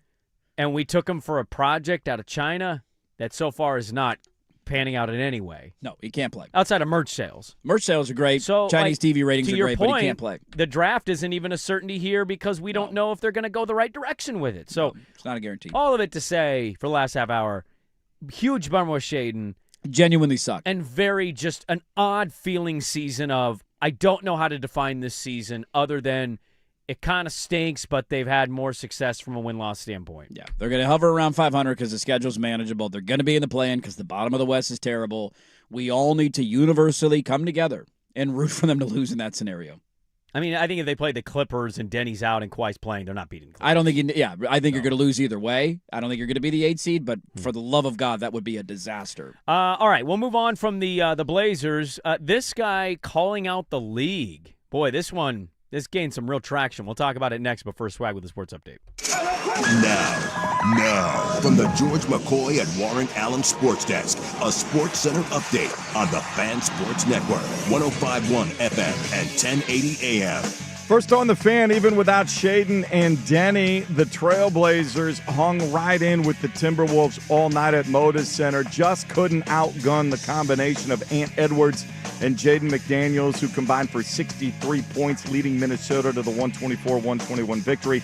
Drew Holiday led 7 Blazers in double figures with 22, and now Portland heads out on a 5-game road trip beginning tomorrow in Chicago against the Bulls. Prior to the game, Blazers announcing follow-up imaging tests on Shaden Sharp's calf injury revealed a stress reaction in his left fibula. He will miss another 4 to 6 weeks before being reevaluated. NFL Combine preparing to start drills on Thursday. 8 former Oregon Ducks are set to perform for scouts and GMs, but the most attention being paid to the veteran players that could be on the move this offseason. Cardinals looking at all options regarding quarterback Kyler Murray, as are the Dolphins with Tua Tagovailoa. College hoops for you tonight right here on the Fan. It's the Oregon Ducks men hosting Wisconsin, 8 p.m. tip. Our pregame coverage starts at 7:30. Badgers a 5.5-point favorite. Over on 910 ESPN Portland, the Oregon women hit the road to take on Purdue at 4 o'clock. Pregame coverage at 3:30. More sports scores and stories in 30 minutes. Jason Swigart from the George McCoy at Warren Allen Sports Desk. Hurt, missing work? Insurance companies acting like jerks. Don't call your mom. Call George McCoy at warrenallen.com. The home of the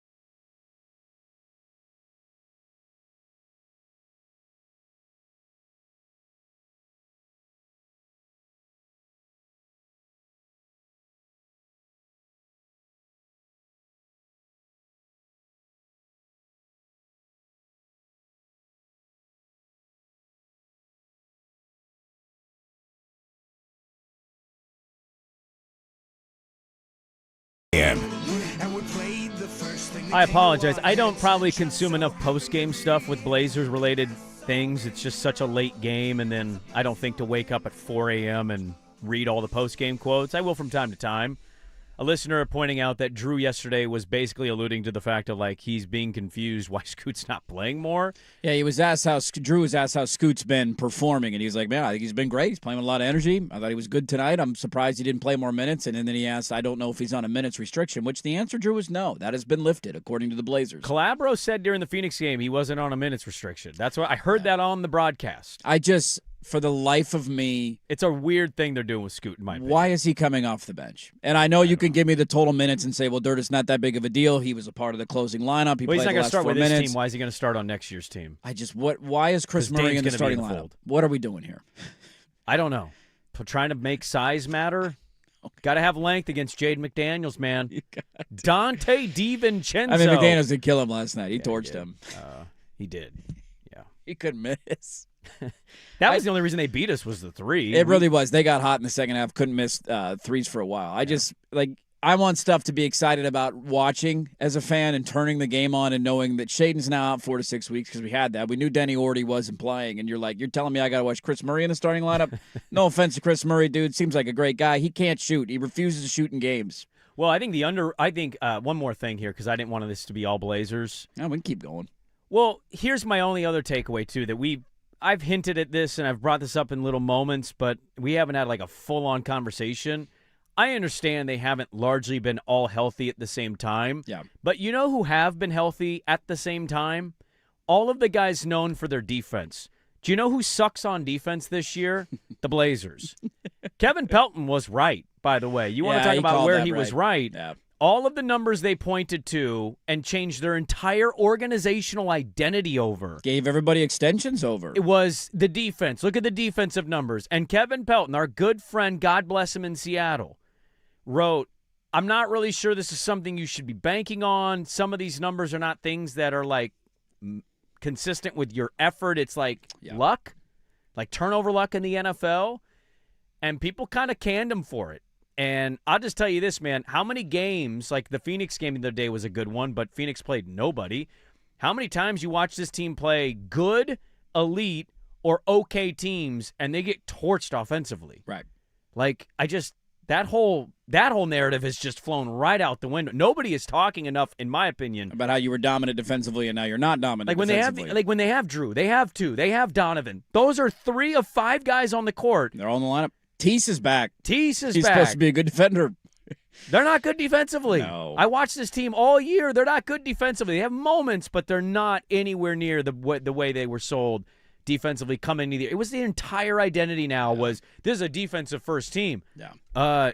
Excuse me. It certainly is not, sir. I'm going to go look up where they're ranking. When I checked this 2 weeks ago, they were like 18th. Which is not good. in the second half of the league is not good. People were touting they were – I got into an argument with Meringue over this. He said they were going to be a top 5 defense in the NBA this year. And I'm like, you sure about that? Yeah. Like, I was worried about their offense. Right. That was the big question coming in. I thought they were going to be good defensively, not top 5. And it was dismissed because of how good their defense was supposed to be. And I'm like, well, what if they're not like a top 10 team? Well, I think you're going to be in trouble. You look at the end of last year, and the reality was, like, they were fine. They were good defensively. I'm not going to say they were terrible. But a lot of that in the back half of the year, from a number standpoint, was playing teams without their best player. I gave those. Remember, you did. We went over it at length. And then it was tanking teams. You played teams that were sitting guys against you when you played teams who were actively trying to lose. And you dominated them defensively because they either didn't have their best player or they weren't very good at all in the first place, and they were actively trying to lose. And so it propped up numbers to a point that I think overinflated what they were and what the true reality was. And you and I were in lockstep on that. I didn't think they would be this bad. I didn't think the number, like, because if you mentioned 18th, that's bad. I figured you could hover around a top 10 defensive team, but you're not going to be one of the best defensive teams in the NBA. And you got guys available now, and you're not very good on that side of the ball. Just in points per possession defensively, by the way, okay? Points per 100 possessions. Would you care to guess where Portland ranks? Well, if you told me 18th, I'm going to give me 16th in the league. 26th. That's not good. So, like, that's really bad. We have all these questions about their offense and who's there and who's not playing together, and that's a big deal. Chemistry matters, right? Yeah. But, like, I've also seen a lot of the guys who play defense, and they're known for defense, they're all playing out, and they're just not getting stops. They gave up 154 in the first game after or 157, whatever it was, against Denver, and on nearly 130 last night to Minnesota, and they didn't even have Edwards torch them in the second half. Like, I certainly understand the argument of people that want meaningful basketball, and there's this whole Chicago pick thing that I didn't realize about when it conveys and when it swaps, So and for the love of God. Let me give you this scenario real quick. This is from Blazers Edge, by the way. So there's a scenario in play. Portland doesn't make the playoffs this year. Let's say they fall short in the play-in. Yes. But they're like, dude, we're close. We can make the playoffs in 27. I don't know if you'd be jacked about that, because you know what happens if Portland makes the playoff is the pick to Chicago conveys, correct? Yes. Because it's protected till 2028. So your first-round pick goes to Chicago Bulls. Yes, it does. As noted by Blazers Edge, and this is a very underrated, didn't even think about this point. Nope. If they make the playoffs in 2027, their first-round pick goes to Chicago. Well, that's the first year of a pick swap with Milwaukee. Dirt, what have we heard about with the Giannis Milwaukee pick swap stuff? It's gold. It's gold, Jerry. It's worth its weight in gold. Is Giannis even going to be there in 27? It's gold. If the Blazers make the playoffs and their first-round pick goes to Chicago, the pick swap with Milwaukee in 2027 is null and void because you have no pick You don't to have a pick. swap. You can't swap. Now, unless you make a trade Sure. and you suddenly capture a first-round pick to swap, that first pick swap in 27 Milwaukee, it gone, buddy. How And many your first-round second-round pick goes picks to does it Chicago. take to get out of this deal with Chicago? How many you got to throw at them to say we'll nullify the pick swap? I don't know. Maybe 3, but maybe Chicago goes, we love being mediocre to bad. We're just going to continue to wait. We don't want 4 second-round picks. Yeah, I didn't realize, because I was under the understanding that if at some point if it didn't convey, it just turned into like a couple of second-round picks, and I never even entertained the notion of a pick swap getting lost. Yeah, it'll because convey that's after one of the big 28 touts. if they don't. If they continue Yeah. to miss the playoffs. Yeah, I understand the argument for people of wanting, I want them to be good and I want playoff No, basketball. I totally and all, get that. I do. I totally get that. To me, that's not real. It's like a fairy tale land to tell yourself you were in the playoffs to be the 8 seed. There's no benefit to it outside of getting your guys 2 or 3, or I should say 4 playoff experience games. But then how many of those young guys are even a part of the roster next year? Here's the thing I would say on the playoff thing, because I don't disagree with your fundamental point here. I also have come around to I don't want to be the Wizards. I don't want to be the Jazz. I do want them to care. Like, give me the Neil level consistency, but then, like, be willing to make the move Neil wasn't willing to make. That's where I want to be. Yes. Now, that being said, I understand your point, and I think fundamentally you're right. I also, the other side would be, how much of this is Denny going to play in the playoffs, or is he out? If he's out, I don't see anything benefiting it other than Scoot and Tumani getting playoff minutes. That doesn't change it for me, because even if you have them against OKC or San Antonio, No, I don't think you win. Like, you're not winning. Right, and I agree with you. That's, to me, is the 8 seed is literally the worst spot to be in the NBA. You cannot tell me there's a worse spot to be. Well, I mean, what's worse? I would rather roll the dice in the lottery, because you're telling me I have a percentage chance. You're being a 9-10, but you're not winning the lottery. See, and I say this is not as as bad as the 8 seed, because the 8 seed, you don't have a lottery pick. You're locked into the middle of the first round. You don't have the 1, 2, 3% chance to jump up, and there's 0% chance you're going to win. Yeah. 0. You're not beating. No, okay, I know. so I don't disagree with you there. There's not a worse spot to be. Yeah. Okay. Well, it's the difference of the thinnest. I'm just saying. Give me a 2% chance at the number 1 pick. I'd much rather have that. 1.2% chance is where they sit today. 1.2 is bigger than 0. I think that's bigger than the Mavs had last year too. It probably is. All right. I didn't get to it there. A little carryover Blazer stuff. Didn't plan for that, but there you go. This guy calling out the league, making quite the headlines. We'll get to that. We also got some football stuff to get back into. The NFC West, we got some check-ins there. And Kevin O'Connell, I think he's close to just admitting he also doesn't like Niner, but he won't say it, but he kind of dances around it. We'll get to that. It's a Star Story Wednesday. Back with the guy calling out the league on The Fan. It's time for Who's Stinking It Up? Woo! Do not go in there. A sports lowlight, ripped from the headlines. We couldn't do diddly poo. Brought to you by Three Mountains Home Services. Schedule your appointment online at threemountainshomservices.com. A lot of dribbling for BYU. Right into the paint. Can't score it over 7'2" John Bull. Folks, lob, Burks, what a catch and finish. ESPN2 on the call. That one, UCF beating up on BYU. The Knights went up by 34 in this game. I think they ended up winning by 12. 13-point margin, there it is. is the largest win margin on road over an AP-ranked team in program history. Uh-oh, we out on DeBansa now? We don't want any part of him? 29-8, can't get the job done against Central Florida at home? Guy's a loser! A little stat stuffing, but give me him all day. Who's stinking it up? BYU against UCF, brought to you by Three Mountains Home Services. Our friends at Three Mountains Home Services are back with an amazing offer. You can buy an AC, and you get the furnace absolutely free. It's a great deal. It's a limited-time offer, so jump on it. As it sits now, a great local company with a fantastic deal. Year-round comfort starts now. Visit ThreeMountainsHomeservices.com today.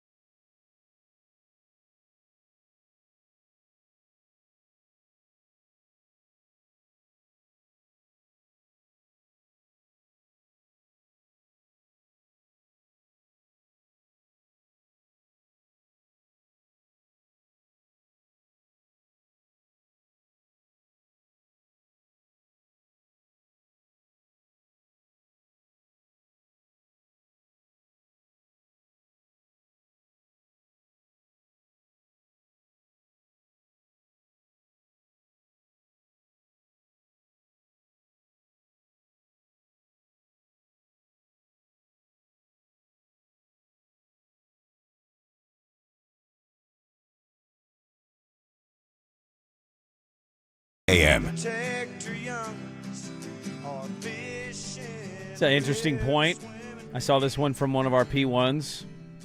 Last 2 minutes on basketball have become as boring as watching golf, which, by the way... Hey. You leave golf out of this. Did not watch the Genesis. You watched that three-footer? That three-footer with his knees shaking, thinking he's going to choke away a 6-shot lead on Sunday? Can I tell you something? That's unfair to golf. The last 2 minutes of the NBA games are what the review for the who was it that knocked Sissoko down, and they did the flagrant one. Oh, it's ridiculous. It took like what are we doing we here? We need to do something about that. Jamal Crawford on the call was perfect. He was like, "Yeah, it's probably a flagrant one." I know, not the worst, but just give him a flagrant one. Let's move on. Move on from this. It crap. took forever. You got a tea time this weekend. I'm so jacked. Dude, it's gonna be 60 degrees maybe this weekend. I think we're through. It's gonna be sunny today. That the torrential downpour is done. If the frog lifts, if the then frog we lifts might up, see the sun. Hey, come on, Froggy, get up on out of there.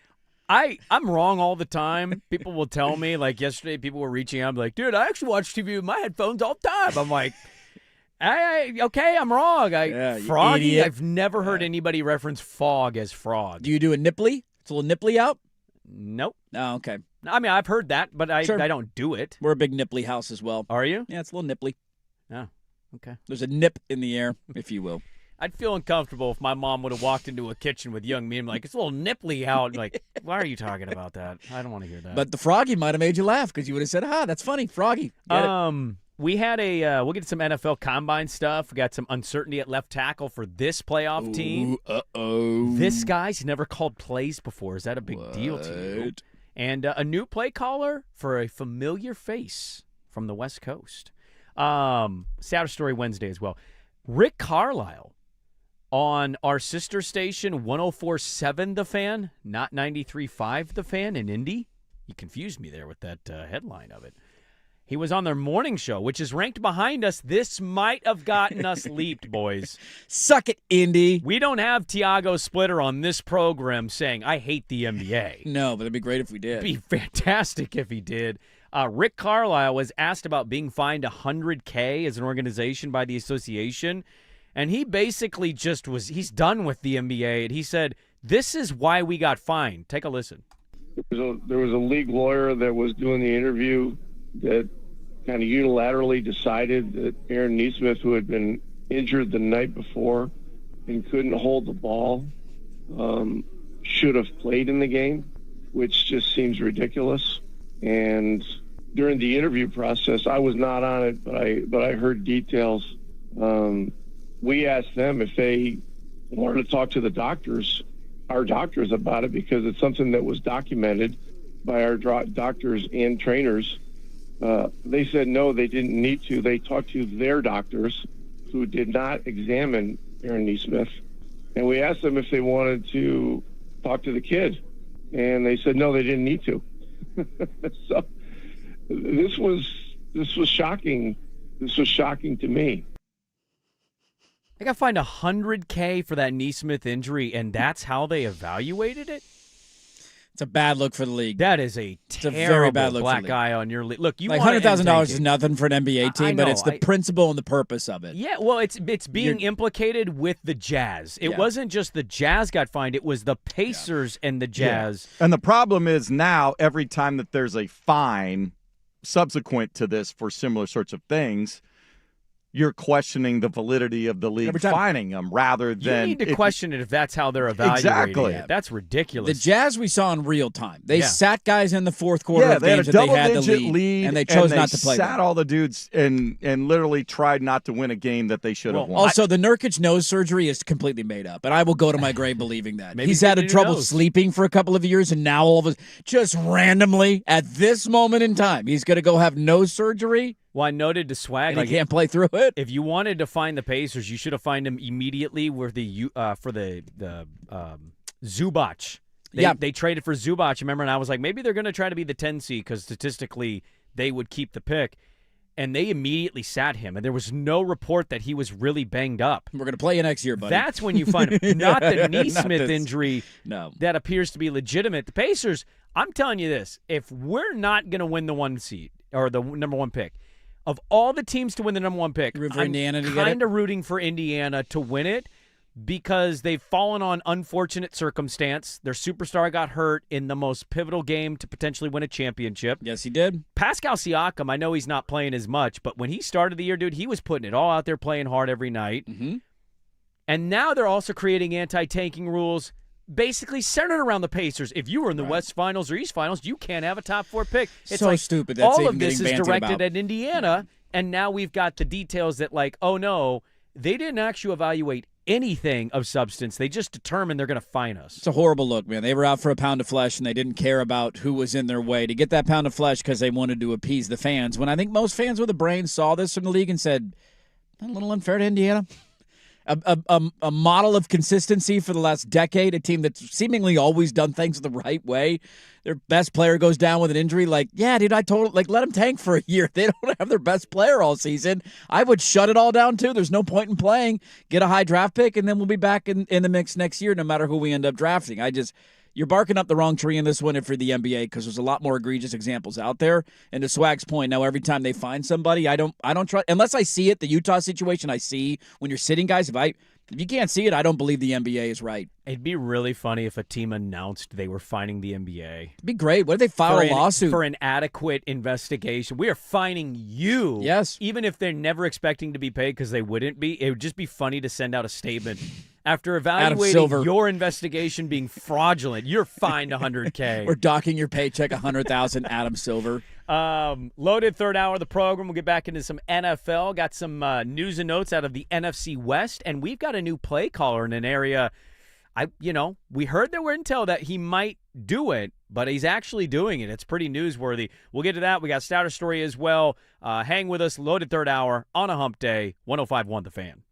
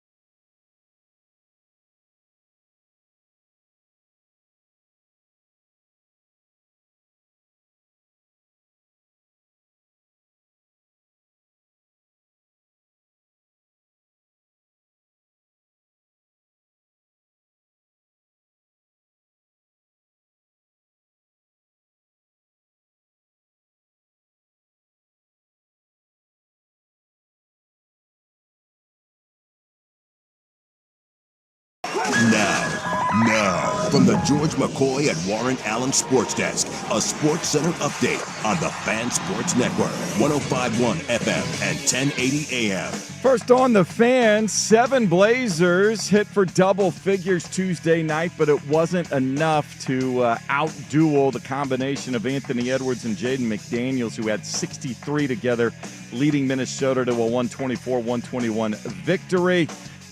Blazers start a 5-game road trip in Chicago tomorrow against the Bulls. Prior to the game, team announcing that follow-up imaging tests on Shaedon Sharpe's calf injury revealed a stress reaction in his left fibula. He will miss another 4 to 6 weeks before being reevaluated.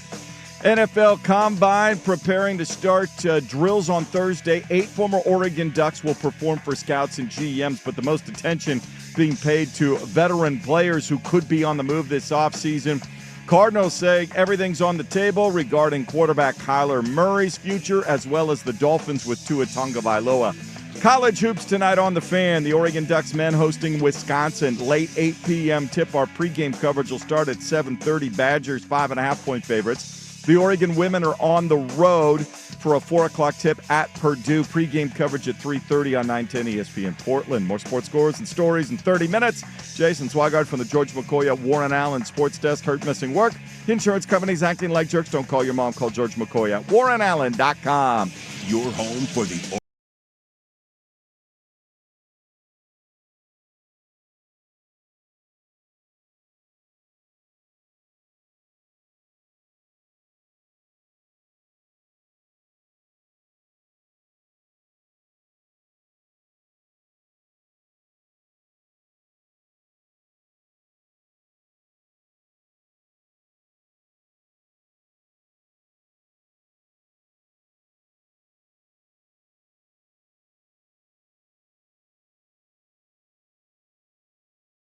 Fan. It's time to nut up or shut up. Hey, welcome back in. Hour number 3. Dirt and Sprague here, Portland Sports Leader, 105.1 FM, The Fan, 1080 AM, the Odyssey app, live on YouTube. Good morning, everybody. What do you think Dan Lanning had for breakfast today? Probably eggs, bacon, and go whoop some ass. Hump day. You think he's a big breakfast guy, a consistent breakfast guy? I don't think you can be a consistent breakfast guy and work in that industry. I think you're always eating on the go. He strikes me as more of a let me sit down and cook dinner kind of guy. Oh, no. Well, what I mean is, like, do you think he always eats breakfast? Like, no. For me, breakfast is a pretty... I mean, I eat dinner, too, but, like, breakfast is my number one consistency. Okay. Some people don't eat. We got breaking news. Okay. Every night? Are we on an every night dinner basis? Every other day dinner basis? How often do we eat dinner? I'm finally able to afford eating every day. I mean, look, 3 meals a day. You know what? There's a lot of people that don't do that. No, they don't.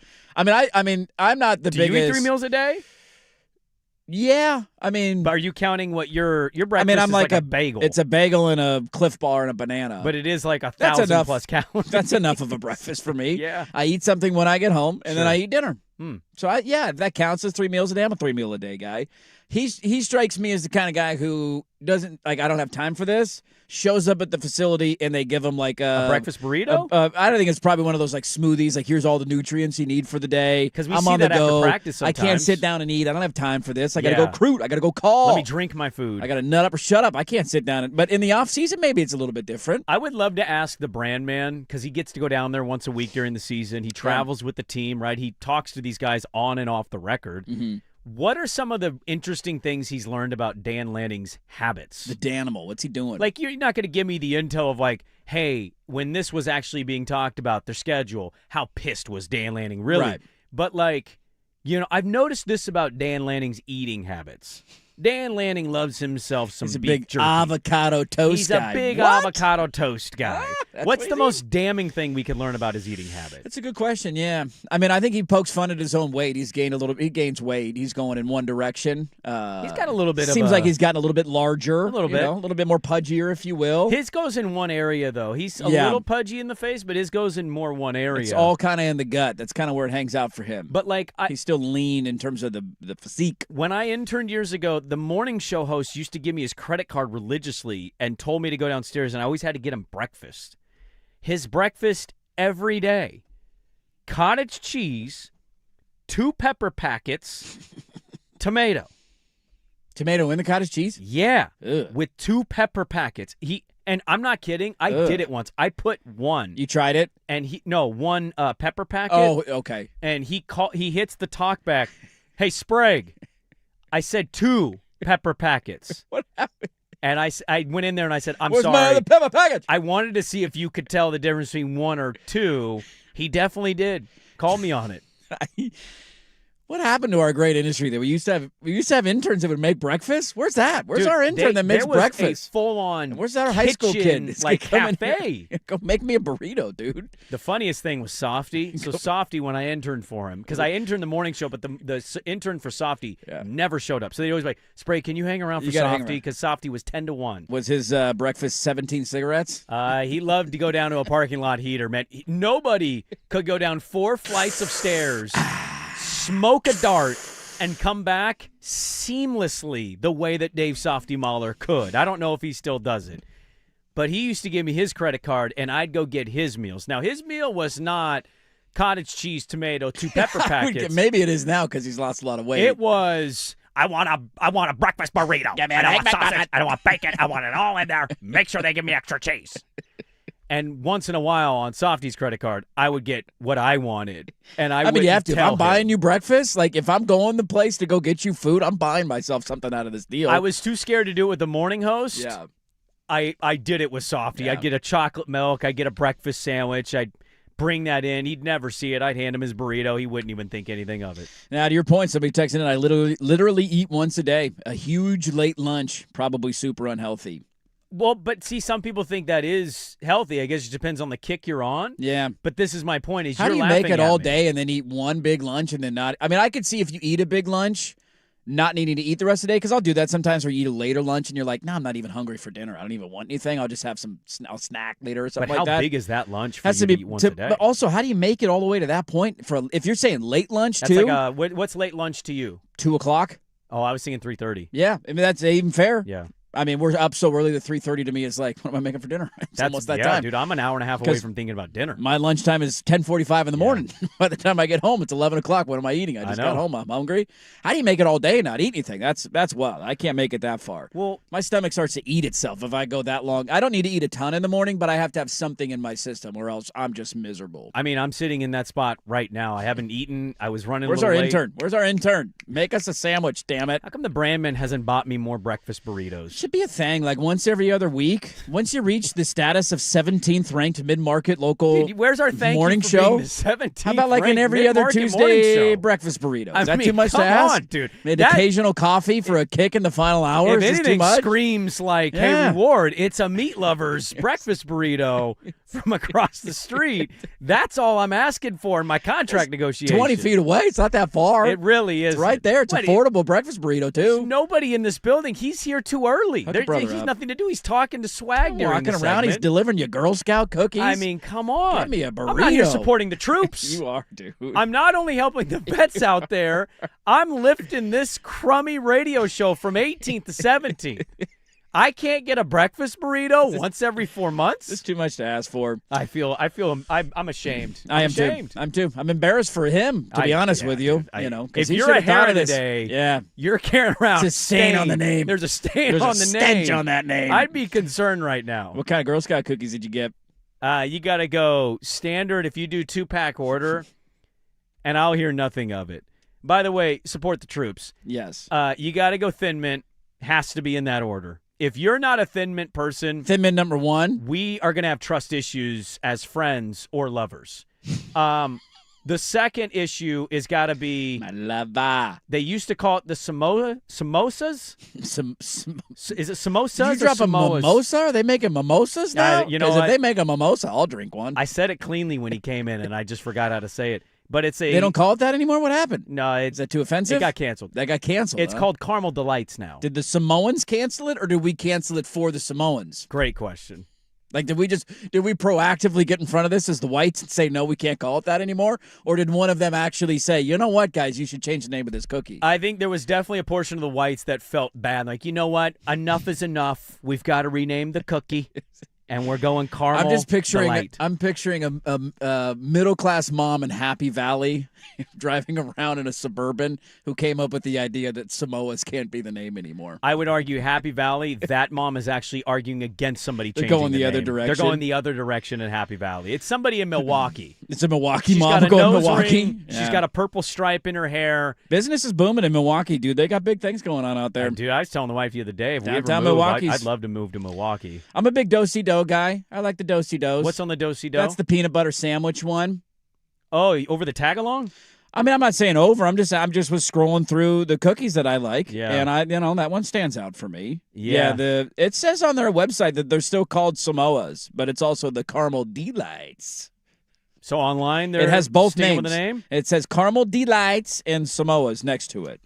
Crisp cookies with caramel, coconut, and chocolatey Dude, stripes. nowhere on this packaging does it say that. It's phasing Caramel out. Delights. This is step 1 of the phase out. Oh, okay. The We'll get to online step 2. version needs to step up then got at some there, point. Tag-alongs. I think my big board, my top 3 tag-alongs 1. Oh, you love the peanut butter. Dude, I'm a big peanut butter guy. Thin Mints 2. Yeah, you are, Chunky. Samoa's 3. Give me the Samoa's Yeah, I think third. those are the top 3. That's my top 3. Honorable mention, Do-si-dos. I don't mind the lemon one. I can't stand lemon. I'm not a fan. Lemon. Oh, I love lemon dessert. desserts. Yeah, I'm it's my out, favorite. dude. I'm out. Key lime and lemon. You're big on that? Huge, dude. You want to give me to eat a dessert when I don't want to eat a dessert. You put some lemon in it. Well, now I'm hungry. So. Well, but to my point, really people helps. sometimes only eat once or twice a day. So, yes, you can do breaking news as a joke about me eating dinner, but some people don't. Eat your dinner, people. Eat your dinner. All right? Put there on the certainly is that, protein. Put on the weight. Helps you a little bit. All right? Bulk up. It's bulking season. Yeah. Okay? We're not shredding yet. It It's is not bulking summertime. season. You got to bulk for a couple more months, and then we can lighten the load a little bit. I do want to get back into the NFL coming up at the bottom of the hour.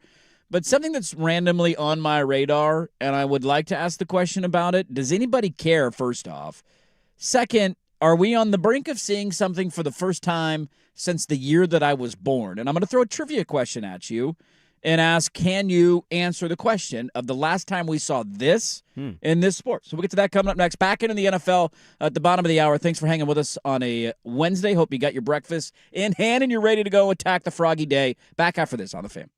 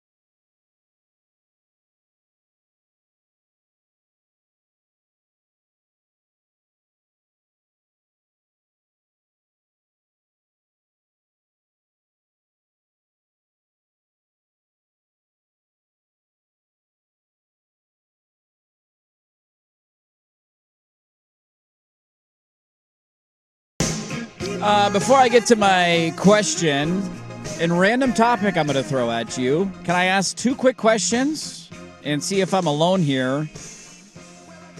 Does anybody out there know who Jeff Hamilton and Yeet are? Absolutely. Okay. World famous rap artists. They're both world famous? DJ and rap artists. Okay. Yeah. Okay. Yeet. You don't listen to Yeet? It was Yeet night at the Blazer game last night. I yeeted hard. And they kept talking about Yeet. Yeah. And I didn't know what that I was. mean, you could yeet. You yeet. And Jeff Hamilton's an old white. So are we sure he's a rapper? Because they I showed didn't say him. he was a rapper. I said Okay. he's a guy. in the music game. Okay. In some capacity. I just thought, like, I love how desperate we are sometimes to, like, show, like, we got celebrities at our game. Like, put them on the We don't get a lot of We them. don't get a lot. Remember But when they had Urkel there a couple weeks ago?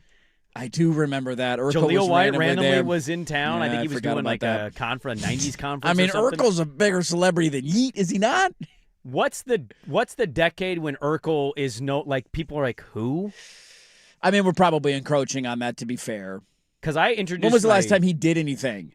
Oh, got to be a while, right? He's probably in random television shows that we don't watch much of, like but to the point of 90 Celebrities edition of this game show or whatever. Because he doesn't have the like. What was Will? Why am I blanking on Will Smith's the Carlton? Carlton Alfonso Ribeiro? Yeah, he still hosts like shows, and he's still like. He's America's Funniest Home Videos.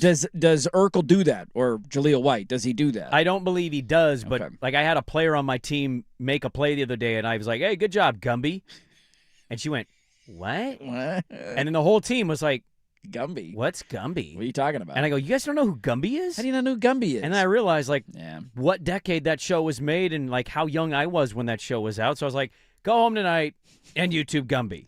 And they the next practice, they're like, "We watched 30 minutes. Gumby was really fun." And I was pretty like, fun. "Yeah, dude, he was a cool little show." Little Gumby, dude, he's skinny. Yeah. And then it spawned a great SNL bit. It did. It did. All right, well, I was just asking that aloud because I saw them at the Blazer game last night, and that was way over my head, and I didn't know who the hell we were honoring and who we were showing on TV and what kind of night we were having, so wanted to make sure we're all on the same page here. One listener also notes that the Samoas are owned by the original owner of the cookie. They went with a new cookie maker, and they didn't own the rights to the name. Ah, okay. So, all right, I'll take your word for it. Somebody said they're caramel delights, but they identify as Samoas, and I prefer that, you know? That's the way I'm going to go. That is exactly what the woman in Milwaukee said when she wanted to change the name. It's exactly what she said. Do you know, trivia question to throw at you. Yeah.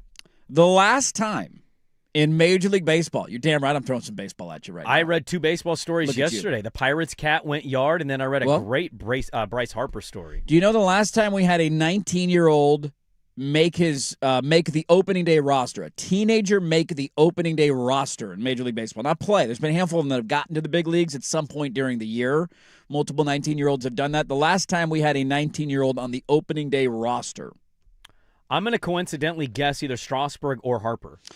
It is. Those are both good guess. It's not that, because I would have probably guessed them too, although Strasburg was a college guy, I think. Didn't he go to San Diego State? I couldn't remember. I don't know. Harper, I know. He did the 1 year JUCO thing, yeah. and then I think that was supposed to be his senior year of high school. Griffey. It is Griffey. Ken Griffey Jr. The last time we saw one. Now, like Adrian Beltre, there's a handful of guys. Andrew Jones, your guy, eventually played as a 19-year-old his rookie year. So a number of guys have done it over the years eventually. But in terms of opening day roster, you made it out of spring training. We're not screwing around with this. Ken Griffey Jr. was the last one. It was in 1989. It was the year I was born.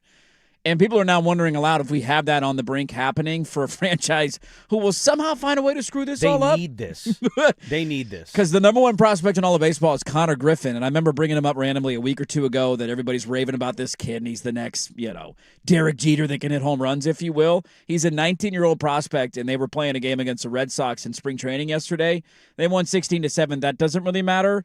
But he went. I think he hit a home run that went over 440 feet. They have the went monster out of the stadium. Out of the stadium against a pitcher who in Ranger Suarez who just signed a $140 million deal. So it wasn't like he was hitting it off of some back end of the bullpen guy. And there is a growing sentiment of Pittsburgh's gonna screw this up, but if they get out of their own way, a 1-2 punch of Skeens and this cat, if he hits right out of the gate, is really entertaining and good for Pirates fans. So is there intel on this that they're thinking about not doing it? Because I don't know what's the downside here. Contractually saving money and not having it be an eligibility year, because the Pirates are certainly known for being cheapskates over the years, and so they want another year of club control.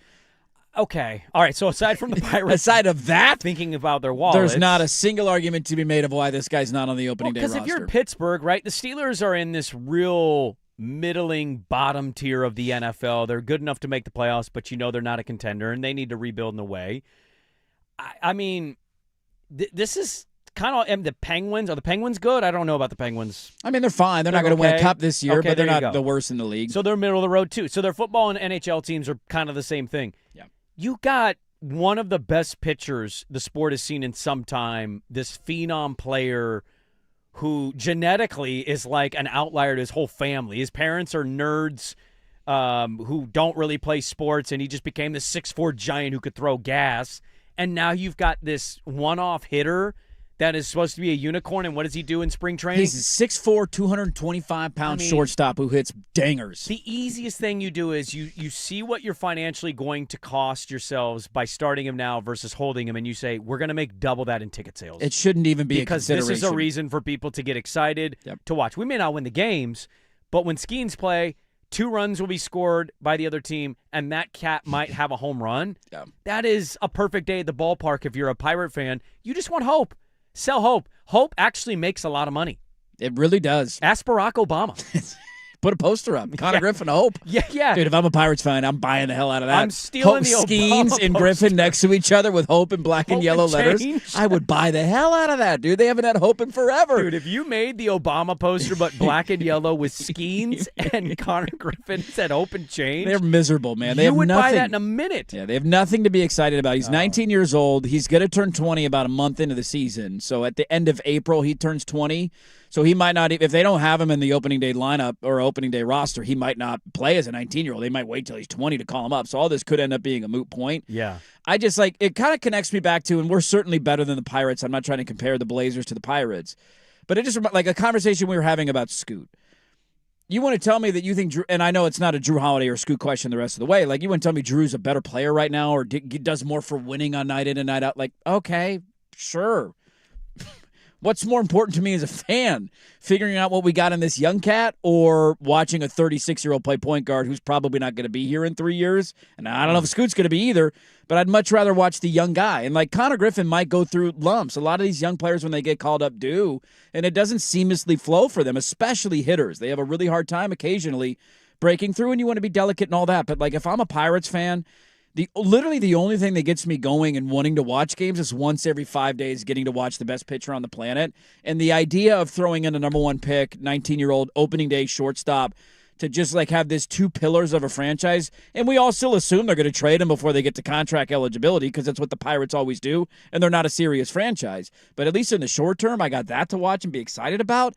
Like, it just gets your juices going. And so I was shocked to hear that it had not happened on an opening day roster since Griffey in 1989, and this cat has the chance to be the first since then in 37 years if the Pirates just don't simply get out of their way. Well, sometimes you get these teams like Tampa Bay has sucked, and then they get the talent. They become a winner, right? We saw the Astros, we saw the Braves, both kind of tank and end up getting out of that and turning around and winning a World Series with it.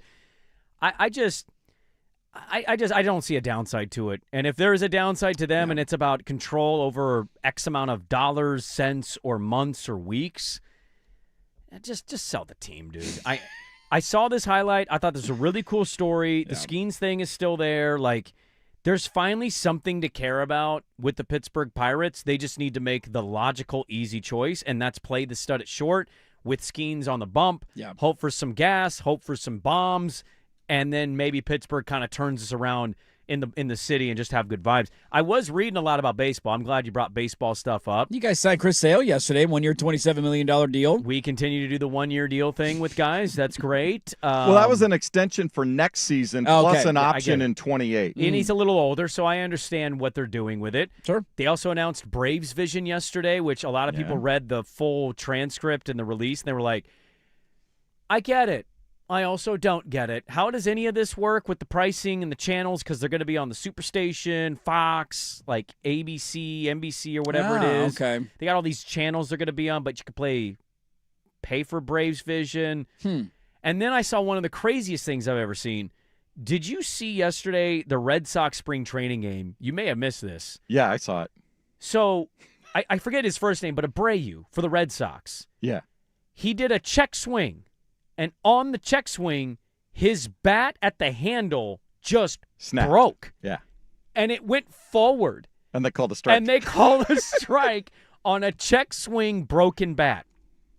What? Because the bat went The forward. barrel went forward, past spinning, the home and plate, so the ump reacted to the barrel and he crossing the called it a plate, strike. and he rung him up for a strike. Oh my God! And nobody has any idea how did the bat break? He didn't know. It had to have been cracked or something beforehand because it wasn't. I mean, technically, that's a yeah. I mean, if the bat, No, I think by definition, by it's a definition, strike. it has to be a strike because the bat crosses the plane. It was just funny because he clearly was going to check and be fine, but the bat broke forward. Did you see the funnier part though?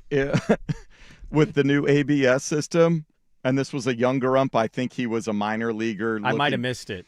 They challenged, like in the first couple of innings, like he had 4 challenges in the first inning, and they were all correct. They were all correct? Yeah. I mean, that hurts. Are we going to judge and some him of on them that? weren't close. It wasn't like well, they weren't on the edges. Some of them were. Like I guess this on a those bad ones, call. yeah, but that's This probably is also gonna good be for him. great. Yeah, because you're going to find out. We'll be a month into the season, and all of a sudden you're going to have enough statistical data. And as long as you keep getting them right, you keep getting challenges. Exactly. They don't go away. So if you screw it up, then you lose them. But if you're going to find out which umps are. Well, I'd say this. I think there's a way to make both sides of my argument valid. I am anti-replay. I'm tired of it. Well, so far I've watched some spring training games. It is instantaneous, I get it. and it's right there. But here's my thing. Maybe you do this during spring training, and you take away all the misses that this umpire or these young umpires coming up through the ranks have. Make them watch over-the-plate views, replays on television. Try to remember those moments and say, why did I think it was when it or wasn't when it clearly was, or vice versa? Try to see if they can train and learn that way, but I'm not going to be a fan of this. Unless it benefits my team, and then I'm all in. Then you're all about if it. it wins me an NLCS, I'm all in. Most of them, that was a strike. Review it. Most of them I've seen have been on the edges, but there have been some egregious ones. Those are the ones that that's stand where out. the ABS system, you definitely need it. Well, is there a way, like when we used to watch just the standard square on television replay, right, and it would highlight whether that was in the zone. Are we sure that zone's right? You just assuming it is because it's computer? They have their computer and the cameras are set up because the TV cameras sometimes were off-centered or not perfect. This is a whole separate system from the TV cameras that we see. That is the ABS system, and they are dialed in right down the lines with the dimensions right around the plate. And I haven't seen too much squawking of anything so far about. This is big tech getting in again. Here we go. Yeah. Big tech taking over. AI's taking over baseball, man. AI's taking But over, no, man. it's been quick. Somebody taps their head, catcher, batter taps the head, boom. Yeah, it's being fast. challenged. It's right up on the screen. Here it comes. I'm It's all like for- tennis, yeah. and we're moving on. I'm okay with review as long as it's less than 30 seconds. It's like 10 at most. If you waste my time, then I'm out on it. This is stupid. We're reviewing a flagrant foul that take 5 minutes. What is happening right now? Just Yeah, move the NBA on. needs to figure that Give out. some text and advance the game. Why is this taking forever? If it's No doubt. if it's quick and you just turn around, okay, ball, boom, Yep. back to play. Yep. I'm all about it. Somebody texted in saying the broken bat check swing should not have been called a strike. The rule doesn't say anything about the head of the bat. Well, but yeah, and look, maybe they're right, but the ump did just like as soon I mean, as he called it a broke, strike. He calls it a strike. Yeah, I'm watching the video here. He calls it a strike, and he's walking back to the dugout. I think maybe he was obviously walking back to get another bat. Very weird. But yeah, that's a strange it's a one. very odd because I don't think I've ever seen a I'm check glad that swing. And happened also, if in that doesn't, like, spring when- training, because now they can go. This is something then that they can go back and get an official ruling on from Major League Baseball. I mean, that's such a rare thing, but yeah, you need an answer on this. Also, if it doesn't say anything about isn't the bat crossing a certain part of the plate on a check swing what calls it a strike or not a because strike? this is something. Had this happened in say Game 7 Oh of the my World God. Series, Could you people would have imagine? lost their damn minds. Could you I mean, they would have imagine? to huddle and reevaluate. Yeah. I'd have to You're not just pull out a love- walkie-talkie You and call love Rob that Manfred. This What are you happened going in to do here, spring Rob? training because it's just goofy and it's spring training and it's the end of the game and nobody cares. But now they can go back and parse the rule book and say, okay, is it the hands? Or is it the bat, or what is it? I do love being reminded every year that spring training ends in ties. Just screw Because it, nobody dude. really cares, you know what I mean? No, we're out of pitchers. This is how No. many pitchers are available We today. threw Boom. 37 There you pitchers go. today. We don't have anybody left, And the man. fans are like, I just want to sign Thanks, baseball. guys. That's all I Yes. want. like I just want recess. sunshine. Yes. I'm here Buzzer. The bell goes off to go back to class. You're tied. Okay. All right. Dude, my buddy Time to go back. my buddy took his whole family down there to go to the Mariners spring training, and I was just like, God, I'm jealous. The last time I was in Arizona was for spring training. It was ironically, 4 years ago because it was for the World Baseball Classic was happening because I went to a Giants Team USA game at their spring training facility because they play spring training games to warm up for the World Baseball Classic. Dude, this time of year. Prices way up to stay down there in March? Yes. Between that and spring break, yeah. I think I could get my family to go down there. You got to go. I haven't been down to spring spring training recently because I think they've jacked up all the ticket prices. It wasn't and that all expensive stuff. when I went 4 years ago. Oh, okay. I mean, we rented a place to stay. It was, a lot of things weren't expensive 4 years ago. No, it was also it was like right out of COVID too. But I didn't remember it being like, oh my God, that was outrageously expensive. Getting into the Giants game was like $20, I think. I mean, maybe that's too much for a spring training game, but I remember when you used to be able to get in for like $8.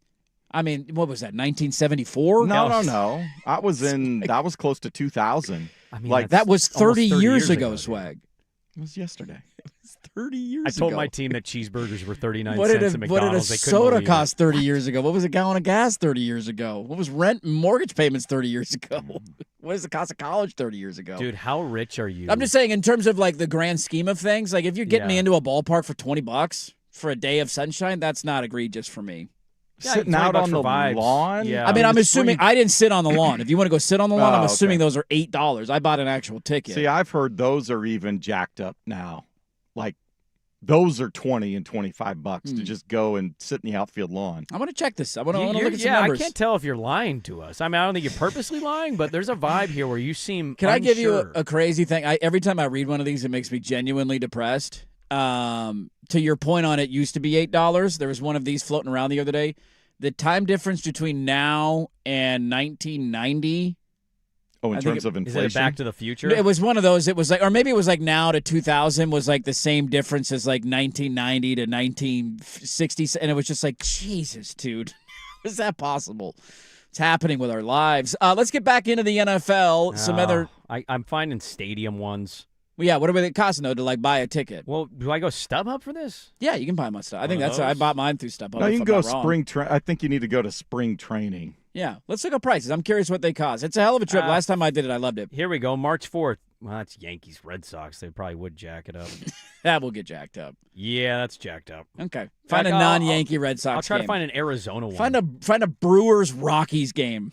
See what the price of that getting is. Yeah, because those are the ones you want to go to. More football stuff next. First, your Swag with Sports Center.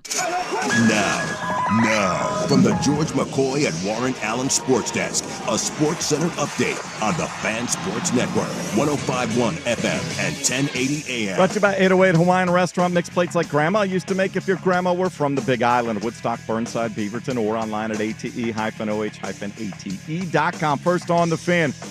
Blazers just could not keep up with Anthony Edwards and Jaden McDaniels, who combined for 63 points, leading the Timberwolves to a 124-121 victory at Moda Center. Drew Holiday led 7 Blazers in double figures with 22. Portland embarking on a 5-game road trip starting tomorrow against the Bulls in Chicago. Prior to the game, the Blazers announcing follow-up imaging test on Shaedon Sharpe's calf injury, revealing a stress reaction in his left fibula. He'll miss another 4 to 6 weeks before being reevaluated. College hoops tonight on the Fan. Ducks men hosting the Wisconsin Badgers. 8 p.m. tip. Pregame coverage at 7:30. Wisconsin a 5.5-point favorite. The Oregon women are on the road. They have a 4 o'clock tip at Purdue. Pregame coverage begins at 3:30 on 910 ESPN Portland. More sports scores and stories in 30 minutes. Jason Swigard from the George McCoy at Warren Allen Sports Desk. Hurt missing work. Insurance companies acting like jerks. Don't call your mom. Call George McCoy at warrenallen.com. Recruiting with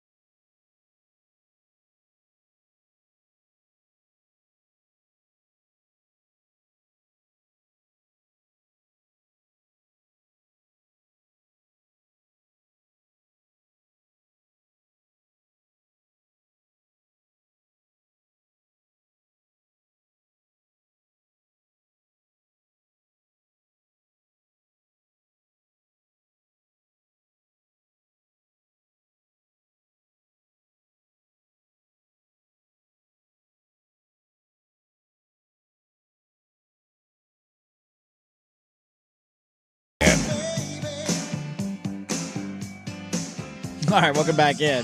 8:39 on your hump day morning. Hope you're getting your hump on out there. We'll get the status story coming up final hour of the show. Can I ask you a question Sure. that is going to maybe be awkward? Nobody does it better than you. The scuttlebutt in the entire office after the show yesterday was you and the awkward grinding the mocks question and the response that we got and everything that transpired. I hadn't really considered how he answered that opening situation until our overlord was like, he didn't really say anything. He kind of threw a word salad at us because he was so thrown off by you asking him if he has sex with drafts. Yeah, do you? He was all geared up to go right into Kenyon Sadiq. And you did not allow him to do that. And you were off on a tangent. He wanted to grind the mocks. I wanted, if he asked, he was grinding anything else. Yeah. That took him to a place. Do you guys know where you feel love from? What? What is wrong with you? What? I don't understand the premise of the question. Like people, sources? No, when you feel love. When I where feel love. do you feel love from? I would assume your heart, Brandon. No, what body part? My fingertips, they tingle. Do they? No, I'm just making that up. Can you not answer this question? No, I can't. You just feel loved. There's no specific place that I feel it from. So I've been thinking about this for 2 days. I got stuck in a trap conversation, which I didn't think was supposed to be a trap conversation. And my daughter and wife asked me this. Like, hey, when you feel love, where do you feel it from? And I was like, I don't know, inside? And like, no, where do you feel it? Where and do you I feel was it? like, what? What does that mean? And then they started saying where they felt it. And I'm like, you guys have a place where you feel or the source? I was like, I don't know, my arms. And then they went, your arms? And then I didn't know what to say. How do you feel love in your arms? And what then I does that started even mean? awkwardly chuckling because I don't know how to answer this question. And then they start kind of, why are you laughing? And I'm like, well, I don't know how to answer this question. Doesn't make any sense. So I thought about it all day yesterday. I'm like, I don't know, my upper shoulder back area? Am I wrong here? Is this a male-female thing? I don't know. I don't know. I don't know if I have an answer. Mars thing. This has to be a Venus-Mars thing. Cooking. This is my house every other day. How do you feel love in a body part? I just describe it's a feeling that you like. We all just have. feel You it. just feel it. It doesn't come from any Where sort do you of. feel it? You feel it all over. I feel it from head to toe. Yeah, you can't answer. You got to give me a specific Every area. square inch of my body is loved, baby. Love is love. I didn't know how to answer that question, and I'm still not sure I do. No. And I felt like I was walking into a trap. I'm confused by the premise when here. I wasn't ready It's a for trap. the trap. It's a That's trap. when I'm asking, what do you want for dinner? Change the topic. Yeah. What are you guys in the mood for tonight? See, you're not playing the game. I'm not playing. You don't that even play the game. Really? No. Ah. Do you feel love from a certain body part? Let us know. The Where do fan you feel text line. hate? Right in my jaw. Right in my foot when it's up your ass. But like seriously, they were answering that question too, and I'm like, I don't know how to answer this. So they said they feel love from their arms. Well, like, how does that? No, I did. You and said they arms. questioned Where did they that. say they felt it from? Great, I forgot. You already forgot? Yeah, I don't know. because I was so consumed. You're so wondering. You're You're like, thinking "Damn of your it, we're answer that supposed you're to not. be at the zoo. Yeah. kind of what I was going through a little bit. But like they were like, when's the last time you felt love for my mom? Is what my daughter said. I was like, earlier when I brought her a What is Diet she doing Coke? at school? Yeah. Well, it's just the end of the day. But still. Or no, it's a day off. Yeah, it's a Monday. Yeah. It's a hell of a day off. It right was here. Monday. It was Monday night. We were boring about all to go day. to bed. Yeah. We were hanging out talking, and then they asked me this, and I was like, What's she what? scrolling on her phone? When was the last time you felt love from mom? Like, when's the last time you felt love for mom? And I was like, I don't know. I brought her a Diet Coke earlier. I don't know. That counts. And it's like, really? That was it? And I was like, I don't know what to say here. I felt so trapped, felt so alone. I'm being judged, being questioned. Oh, Do you feel my love God. in your toes? I do when they curl. I don't know. What do you want?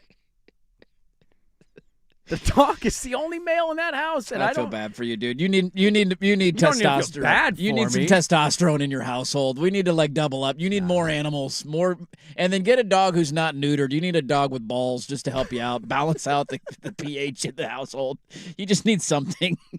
Don't cut the balls off. Leave the balls on. Don't get it fixed, and let them dangle those things all over your furniture. And then maybe that will help your house. I'm gonna laugh so hard if you come in 8 years and you're like, Teddy Ballgame asked me yesterday where I feel sadness. This is one of those areas of like a father of a son. I feel like there's certain aspects earlier in life that are significantly harder because they don't stop. He's an absolute psycho. Like he climbs and does it's never ending energy and jumping and throwing and hitting and then you're going to hit a point where it then breaks even. And then it ends up in my favor because I don't think I'll have to answer this question when my kid's in 7th grade. I don't think this is something that a 7th grade boy would ask. But what do you do if Teddy Ballgame's in his bedroom playing video games and you're laying in bed and your wife just turns and goes, "Where do you feel love?" All over head to toe. And then I got Somebody said do the Kenny Powers all the way down to my plums. I mean, we all know the answer to this. Where do I feel love? I mean, but I don't think any of those answers work. There's a body part. Squeeze them damn things. Make sure you got 2. There's, So that was my Monday night. You guys didn't answer that question. I don't have an answer for you, dude. I don't have. I don't eat the wiener. When you feel love, where do you feel it? All over, like a warm blanket. Yeah, I would describe it the same way. It radiates up and down my body. I don't really know what we're doing right now, but I'm having fun. Should we ready to go to break? All right, let me just say. Yeah. There was a part of me in thinking about that answer. I'm not coming up with an adequate enough answer. Well, if it's just your wife asking you, you can answer the way that you want to answer. But if your kids are involved in the conversation, you can't answer the way that you want to answer. My kids old enough. Because if my wife rolled over in bed and said, "How do you feel your love for me?" Let me show you. Well, that's just lust. Yeah. Well, sure.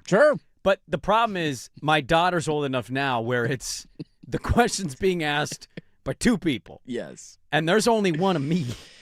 You're getting triple teamed right now. I guess. It's on your horizon. Right now, all I have is my youngest who would just be like, if I asked her that, she'd be like, "Do you want to play Mario?" And I'd be like, "Yeah, let's play Mario." You're still in that kid. It's still in that phase. Yeah, she hasn't hit past. Hold on for dear life. She hasn't hit past You're that Billy phase. Madison in the movie to the 3rd grader. Don't ever let this go, man. Yeah. Keep playing Mario Kart. All right. Hey, NFL in the news still. We'll get to that next on The Fan.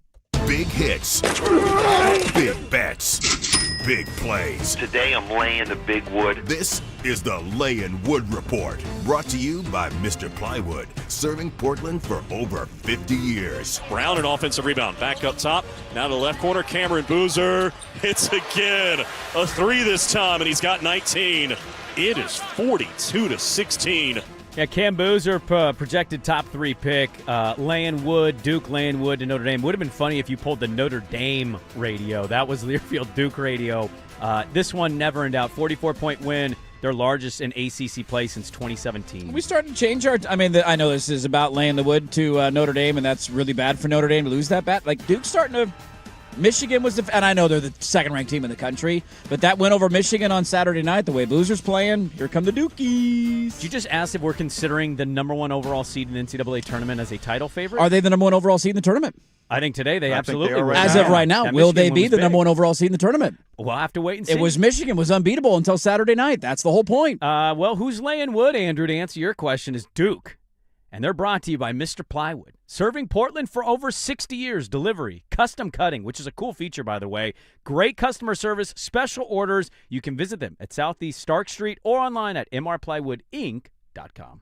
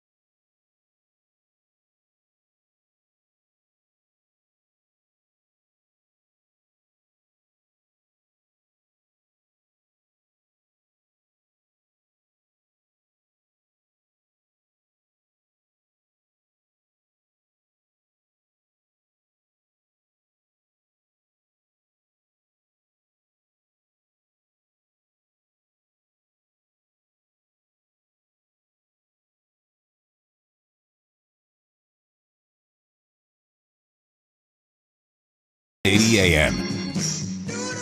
Funny text, fan text line. Where do I feel love? Watching Matthew Stafford walk out the field with his head down like a sad puppy dog. Drake May not wanting to get up in the Super Bowl. Laying 41 on San Francisco. Sean McVay slamming his play sheet against his forehead. Do I need to go on? Go Hawks.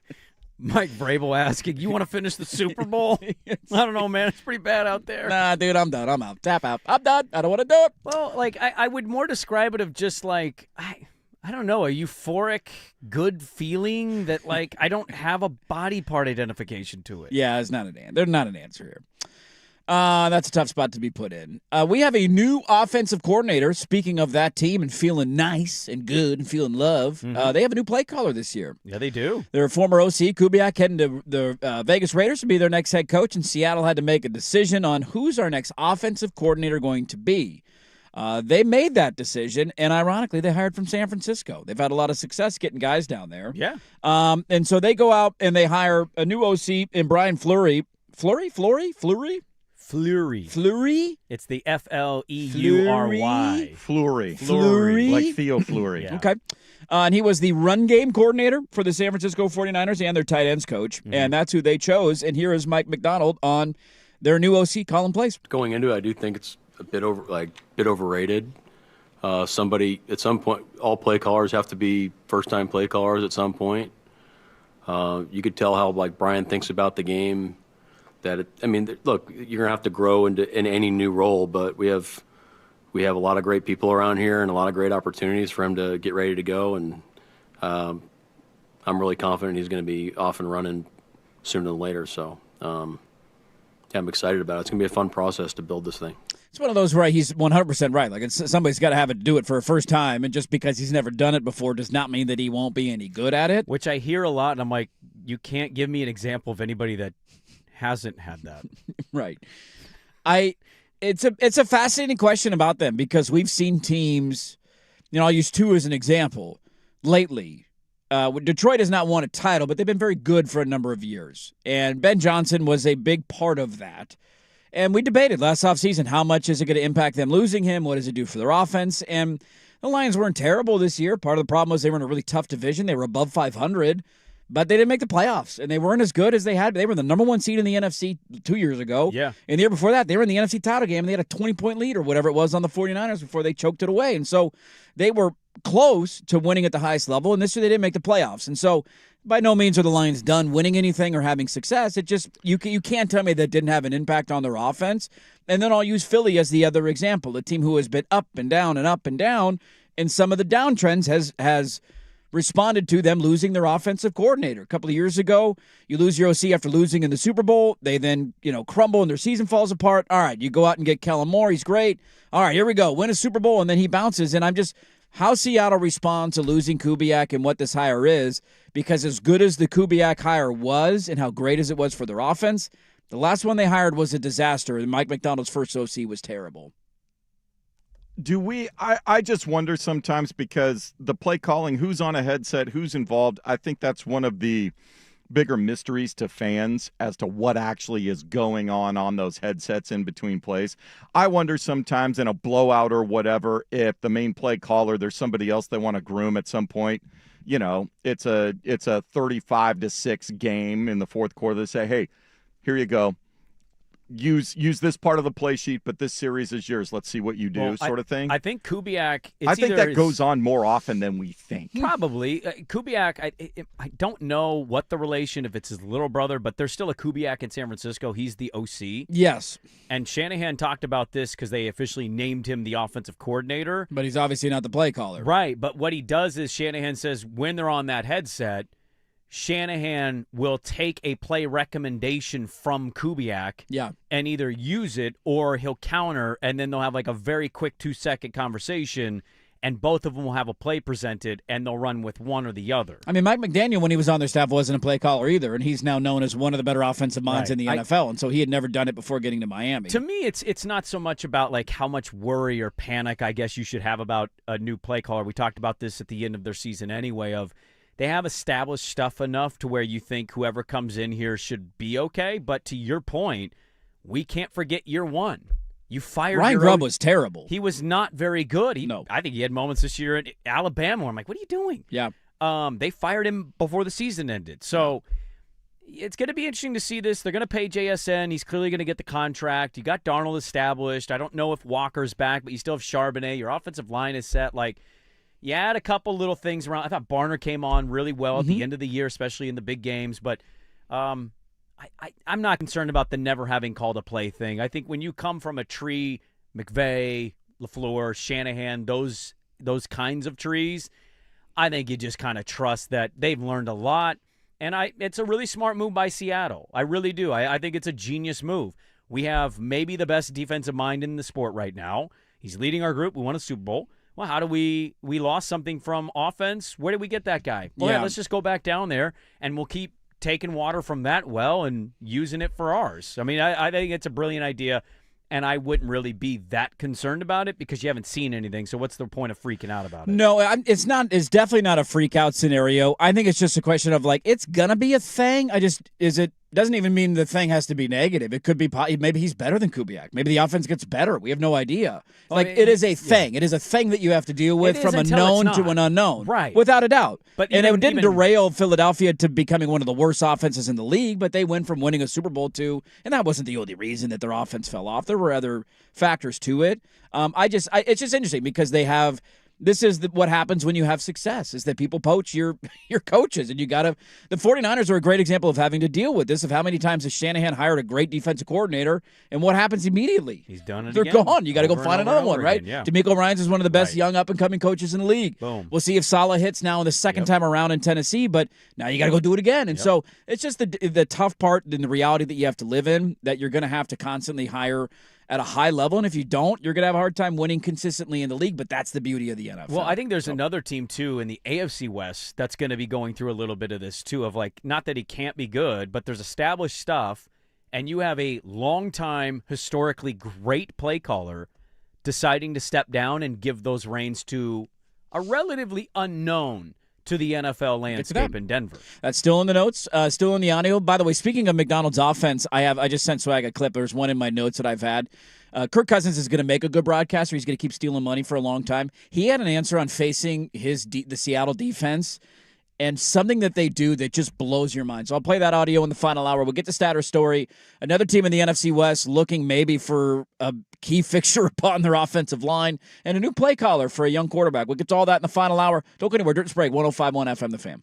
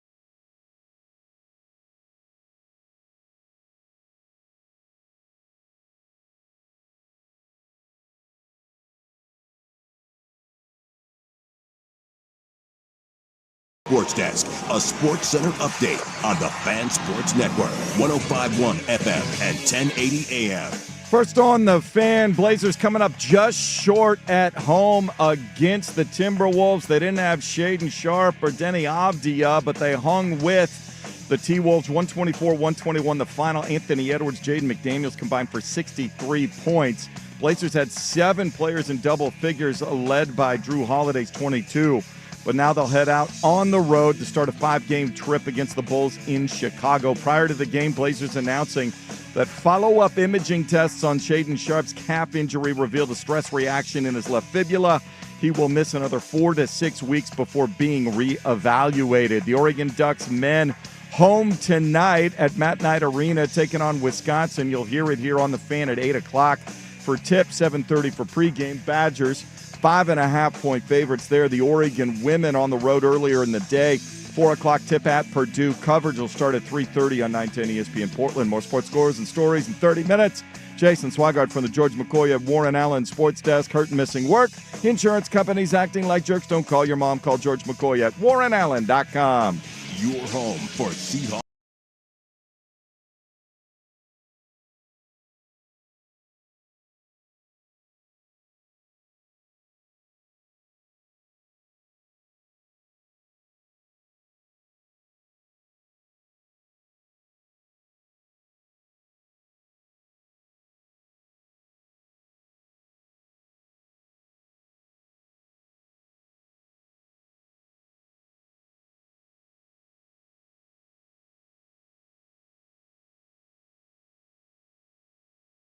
Sports Network. Hey, let's do this. Final hour. Dirt and Sprague here, Portland Sports Leader, 105.1 FM, The Fan, 1080 AM. Odyssey app, live on YouTube. Good morning, everybody. By the way, where Swag was right, it is like $50 at a minimum to get into a spring training game. Is it really?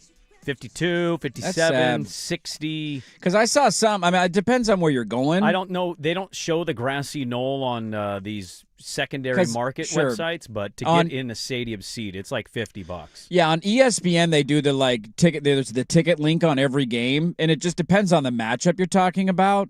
Like for the Astros Marlins game, it says tickets as low as $13. Cubs and Rockies tickets as low as $13. See, Rangers Guardians tickets as low as Florida $9. and Arizona too. A lot of these that I'm seeing cheaper, Arizona, although some like Dodger games are expensive because I think their fans are all down there. $38. Giants and Brewers is $20, but Angels and Padres in Peoria is $11 to get in. Nats, Yankees in Tampa, Florida says tickets as low as $8. There you go. So you just got to. But those might be those might be the blankets in the outfield seats. Which if you're going to a spring training game, that's kind of the way to do it, especially if you have kids. Sure, that's the way to do it. That's the way to do it. And sit then out you there, don't let them mind, run around. Then in the 6th or 7th inning when all the dudes wearing 80s and 90s with no names on their back come in, you don't feel bad leaving if you don't are only spending $9 for a ticket. Yes. You spend $45 for a ticket, you're like, I would not do. I'm totally with you there. If that's the price for a spring training game, I'm out, dude. Especially if you're taking a family, you got 2 kids or something like that. Like, God, dude, that's expensive. No, thank you. Lots to get to in this final hour. Starter story coming up 10 minutes from now.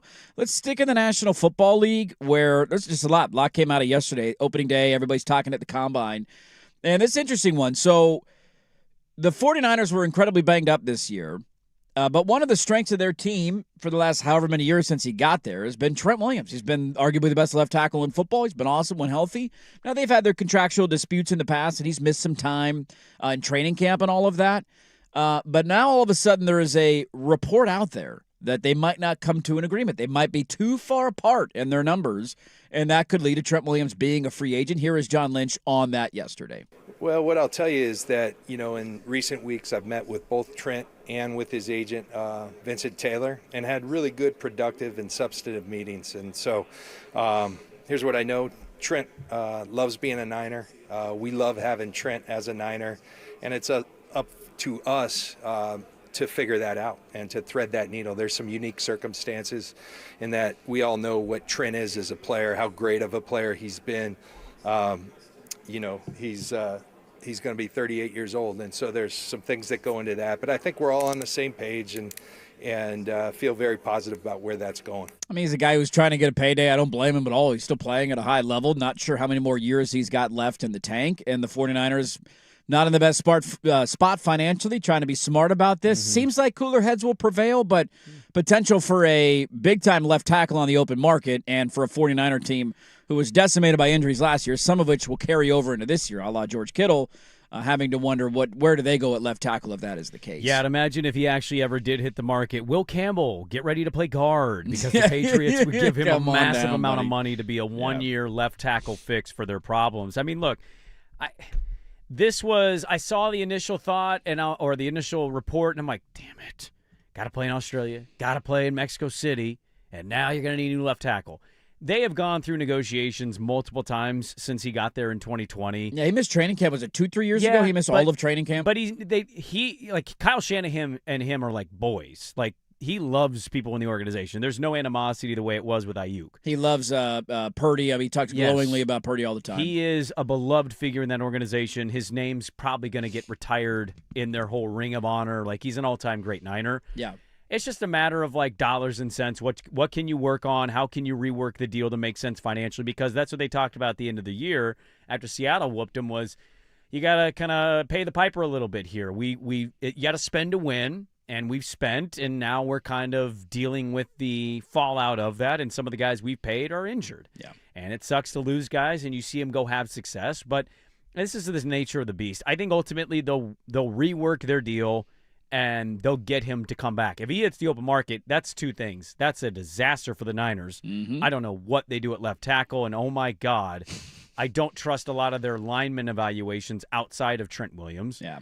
And two, what team is going to offer him a stupid 1 year, bag? $40 million, whatever the number ends up being? Like, I mean, I have to go through and try to remember all the left tackles of all the pivotal players here, but like, what's the? I mean, I really think New England would kick around the idea of saying, "Hey, Will Campbell, will you play guard for a year?" Trent Williams is on the market. So left tackle contracts. I'm going to pull it up on Over the Cap right now. Now this, depending on what metric you're looking at. So this is average per year.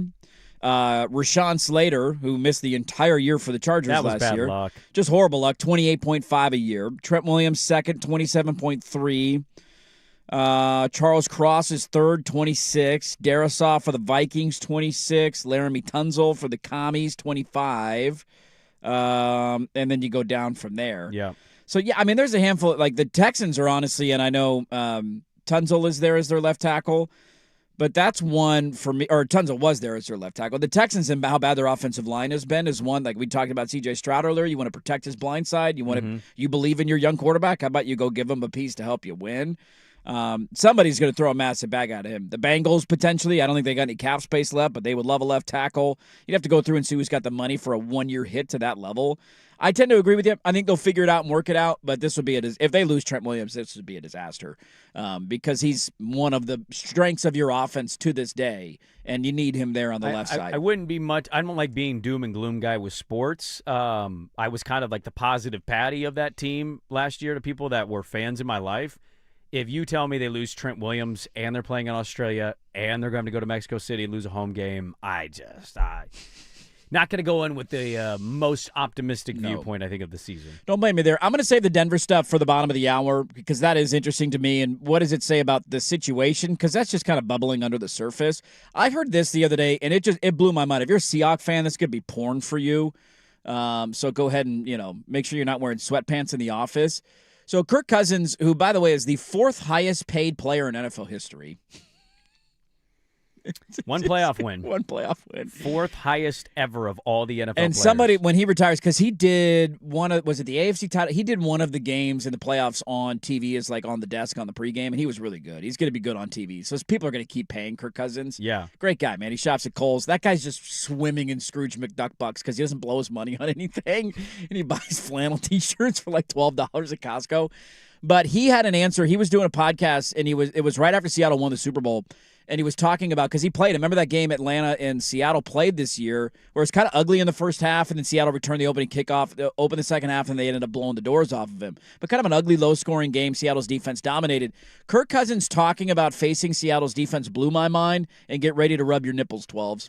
The first time I've ever seen a coverage disguised as well as I saw this year is Seattle. He's playing 11 hole, which is single high man with a free player in the middle reading my eyes. He's playing that from a split safety alignment. And the free player, if you will, is one of the two safeties.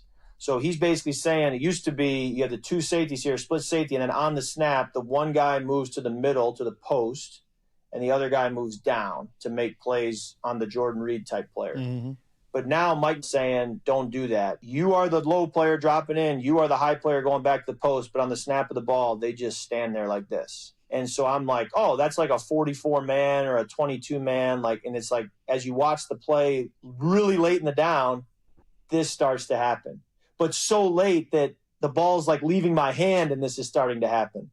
And you realize, oh, the huddle call for them is 11 hole. They just don't play 11 hole until the last second, until they absolutely have to. And so we got to treat it like it's 44-man, not 11 hole, because early in the down, it is 44-man. But if you click back to your third guy, it's not 44-man, because now in the timing and rhythm of the play, it's becoming 11 hole later in the play. And that's where it started to blow my mind. Like, oh my gosh, it's like I'm facing two coverages on a play. The first couple reads are 44-man, and if I get to the backside, it's going to be 11. I was like, okay, I got to rethink how I play this position. It's just wild. Drake May, apologies, dude. That seems awful to have to figure Isn't that out. insane? I'm watching this interview, and I'm like, oh my God, because it's one thing to, we criticize quarterbacks. We know it's the hardest thing to do in sports. It's insane when you hear guys talk about it, though. When Cousins talks you through it, you're like, wait. The strategy behind reading defenses is something that I'm so fascinated in for quarterbacks because there's always certain ways that you do it. And the old strategy used to be you get your reads in pre-snap, right? Like I'm up at the line, I'm at the line of scrimmage. I can tell what coverage you're going to be in based on some movements. Maybe I'm using a motion, maybe I'm using a hard count, and you're going to show me something. Okay, here's a blitzer, a safety's moving here, a corner's going over there, and I'll be able to read it. And teams have gotten so good at disguising their looks pre-snap and having no idea who's coming, who's not coming, what coverage are you playing, that quarterbacks are having to translate, or transition, I should say, the way that they read defenses. And now we have Kirk Cousins saying, for the first 3 seconds of a play, they're playing a certain defense, and then after that, they're playing a different defense. So at the snap, I'm reading too high safety, and then 3 seconds into the play, I'm checking back to my number 3 receiver, and all of a sudden, they're no longer in too high safety. Look, it boggles your mind how they even process that. I mean, you almost wonder how they haven't created organizations better. I guess mental tests to apply to these draft prospects to see and I know they have what is it, the Wonderlic and all that, but I don't know, better simulated situations, and maybe they're there and we just don't talk about it enough. But you may remember the 4th and 4 play on the Ram game, and they talked about how was it Ernest Jones? They had a certain look that they thought they were going to get, and then he dropped in coverage. He dropped and instead. it threw the play off. Yeah, and they had nowhere to go with it, which is why they ended up getting that stop. So when it stumps a Matt Stafford, I'd imagine it's going to stump a 20-year-old Drake May in a Super Bowl. And look, for all of what he just said there, the counter's always coming. It comes on both sides. You'll answer, at some point you figure it out. It's not that long ago, guys were throwing 40 touchdown passes, 50 touchdown passes. It was NFL offense. Last few years, defense comes back to the fold. They catch up a little bit. Now Mahomes doesn't throw 45 yards down the field. He's dinking and dunking 6 yards up the field. So you always get the counter on both sides of it, and it's just going to be, can somebody figure out, and Kyle Shanahan talked about not being able to figure it out, is somebody going to be able to figure out how to truly define what coverage they're in despite them starting in one look and going into another? Pretty nerdy inside football stuff, but Kirk Cousins, look, we can make fun of the playoff win and the 4th highest paid player in the history of the NFL. That's hilarious. I'll give you this. He's going to be a good analyst. A good in-between of Gruden and Romo. Yes. He's detailed and specific and get nerdy with you. If you get, and he should make fun of himself about being nerdy, if you give me an actual video breakdown where I'm watching him watch film. This is what I see on the play. So this safety's doing this. This guy's doing that. You can give me. Orlovsky does that sometimes, but Kirk Cousins has an ability to be able to do that. Yeah, he's going to make a lot of money in media. He's doing just fine in life. We'll get to the Denver situation bottom of the hour, an interesting one, but time for Stat or Story, and that's next on The Fan.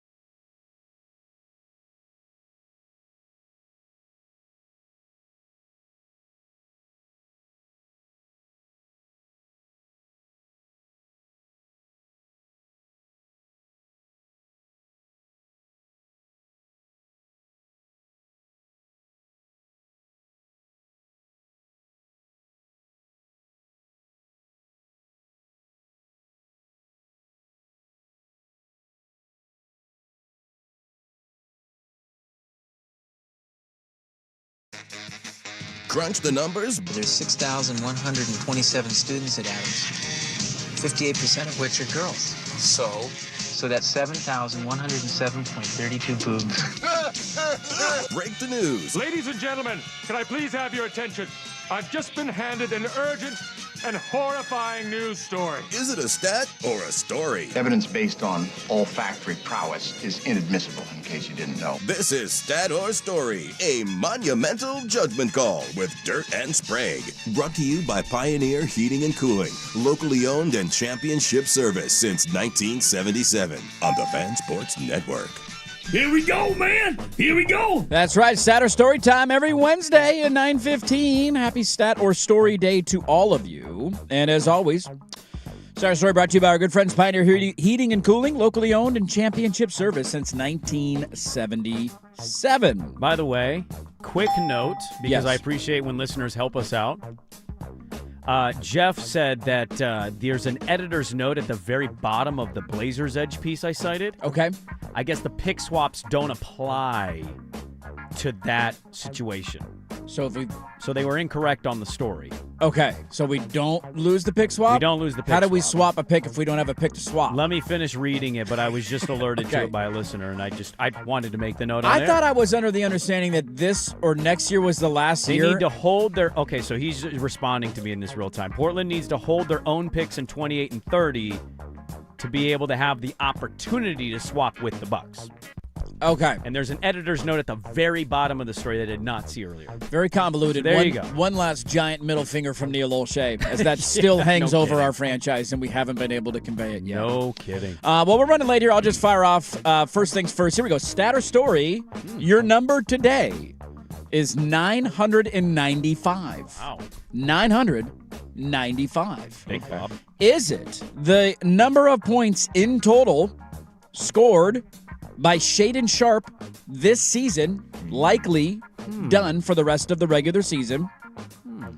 Or is it the starting price of a new company in Las Vegas that has started a business that allows customers to book private flights on a plane to join the Mile High Club flying over Las Vegas?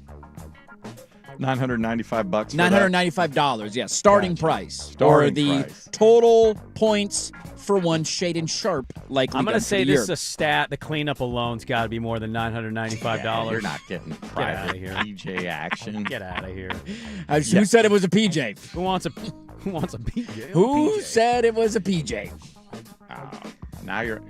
No. No, that's a stat. Double stats? Double stats. Double stats today? Damn. I even tried to warn you. I tried. I'm a terrible poker player. Shaden on the year 1,025 Oh, okay. points. Go more. You shortchanged Yeah, we him did. just a hair. Point totals for NBA seasons are impossible to guess. The starting price, $995 to $1,795. That is the top-end package that you can buy. And it is a new startup business, and it's not a private jet. I'll just tell you that right now. And they fly you around. Essentially, I think there's different time limits that you can get on it. The irony of it is, and I can tweet out this video. So they take you up over in a limousine. It was flat, like it's a whole day thing, right? So they pick you up in a limousine, take you out to the tarmac. The plane is essentially like, think of one of those when the van is knocking, don't go a rocking. Like it's just like plush carpets and there's red stuff. There's no door barricade between you and the captain's pilots? seat. Oh, that's odd. So if you're joining the Mile High Club through this company, They're listening and watching. They're just right. Wow. He's just right there. Rear view mirror in this plane. What's going on? Yeah, you're just looking backwards and you hope that guy's not a peeper. And so you get 30 minutes up there. That's the bare minimum. You can buy a longer package for a longer day. And for people who are curious of what it's like joining the Mile High Club, they now offer you that service in Las Vegas. Do they give you a Price Savers Club for 10 minutes? They do. I don't know. I did not ask that follow-up question. But the joke was essentially, once you're done, you can, for a 30-minute package, you can then enjoy the great views of Las Vegas because it ain't taking us 30 minutes. Exactly. Unless you're a little shy to perform because there's a pilot right there watching you. Yeah, no thank you on this. I think I'm out. I'm going to pass. I'd rather do the hot air balloon experience. Don't you have to have somebody in the hot air balloon, though, with you, too? But of the two.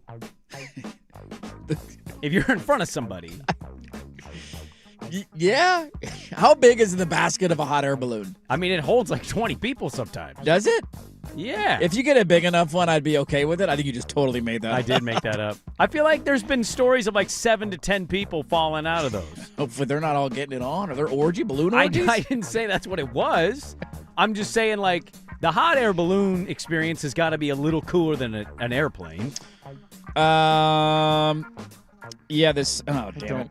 The baskets, unless it's like a massive hot air balloon. Hot air balloon That's what I'm gondolas talking about. vary significantly in size Yeah. based on passenger capacity. Most of the ones I typically small 2-person baskets. Well, typically. Like the big ones, it's like 6, 7. They 8 actually have people large almost. multi-compartment baskets that hold 20-plus people, See? to your credit. Yeah, in your Standard face. recreational baskets are for 4 to 6 passengers, and they're yeah. 15 to 20 feet. So would you rather be on the plane or the 4 to 6 passenger hot air balloon? Because the balloon one, you're like, Is out. the guy watching? Is he facing out? What's he pilot? doing? You Is know? the pilot? Where's he standing? The pilot could just be on At autopilot. least the and pilot, turn though, around. is like facing forward. But if you're on, okay, so this is only If going to you- work for YouTube. I yeah. want you to imagine you bought this package. I've just put it on autopilot. Yeah. Now look at me. Hey. Ooh, that's your finishing move? Is that what you do? Is that a knuckle? You know I what I see? mean? Yeah. There's an awkwardness there. There's definitely either way. Either way. I think the aesthetics, you're right. The hot air balloon would be better. That's just like I'm in a confined space and he's staring right at me. I feel like I'm making There's eye a contact. roaring fire for us. That is true. You That is know? true. There's a The whole flame thing. overhead. Yeah. So if you want to go join the Mile High Club, you can in Vegas now. There you go. Congratulations. I'll go next. Okay. Your number is 32. 32. Magic Johnson. Is it the Ken Palm ranking of 1, Cat Scratch, Kentucky Wildcats, or men's basketball, by the way, or is it the age of a woman who just recently in Japan got married officially to her AI chatbot? Yes. Named Lune Claus Verdu, and her name is Yurina Noguchi. Is he French? I don't know. The Wildcats have they've struggled in recent times. The SEC overall is not what they were last year. I thought Kentucky sucked this year. Don't they I hate think Pope? they're less than 32, so I will say this is a story. I also don't really know how to compute those rankings because Wait, less than, give me a number. Give me a guess. You think they're like in the 40s or 50s? I think they're around 42 rather than 32. It'd be more than. It's a lower ranking. Lower than. Because you told me Oregon's 11th in the Big Ten, and somehow they're in the early 30s? For women. Well, that's for women. I know for women. I'm just saying. Yes. But, like, so conference play doesn't have to determine that much of a net rating? Well, Ken no, Palm your goes into conference is more, buoyed. So yeah. you're even though you're losing in conference, you're losing to Good so teams. many teams. And I know ranked. the SEC's not what it was maybe and the last SEC year. clearly is not what it was last year. It's still a very respected conference. It is, but it's not the Big Ten. The Big Ten men are loaded. I'm going to go stat. Give me stat. You going stat? I'm going to go stat. All right. In order in which I got story, stat. Although Dirt Logic, you were way wrong. They're 31st in the Ken Palm rankings at 18-10 on the year, not 32. Yes, this comes from Japan. Yurina Noguchi, sometimes reported as Miss Kano, end up marrying and having an actual wedding ceremony, family, friends, like fully dressed up, an actual wedding. How's anybody go to that? Come on. And she married her AI chatbot. She had to wear AI or AR glasses to be able to see the avatar, and there was a ring exchange ceremony, vow exchanges, and including dancing and wedding cake. How do you dance? I'm all You for- hold the phone. Sometimes public commitment should be. I'll be honest with you, I watched the video. I was going to pull the audio for the magic hat, and I decided against it because I'll say this. While I will never understand the need to do this, I will acknowledge Where does she feel love? I think if you watch the video interviews of her, she feels like she's very alone.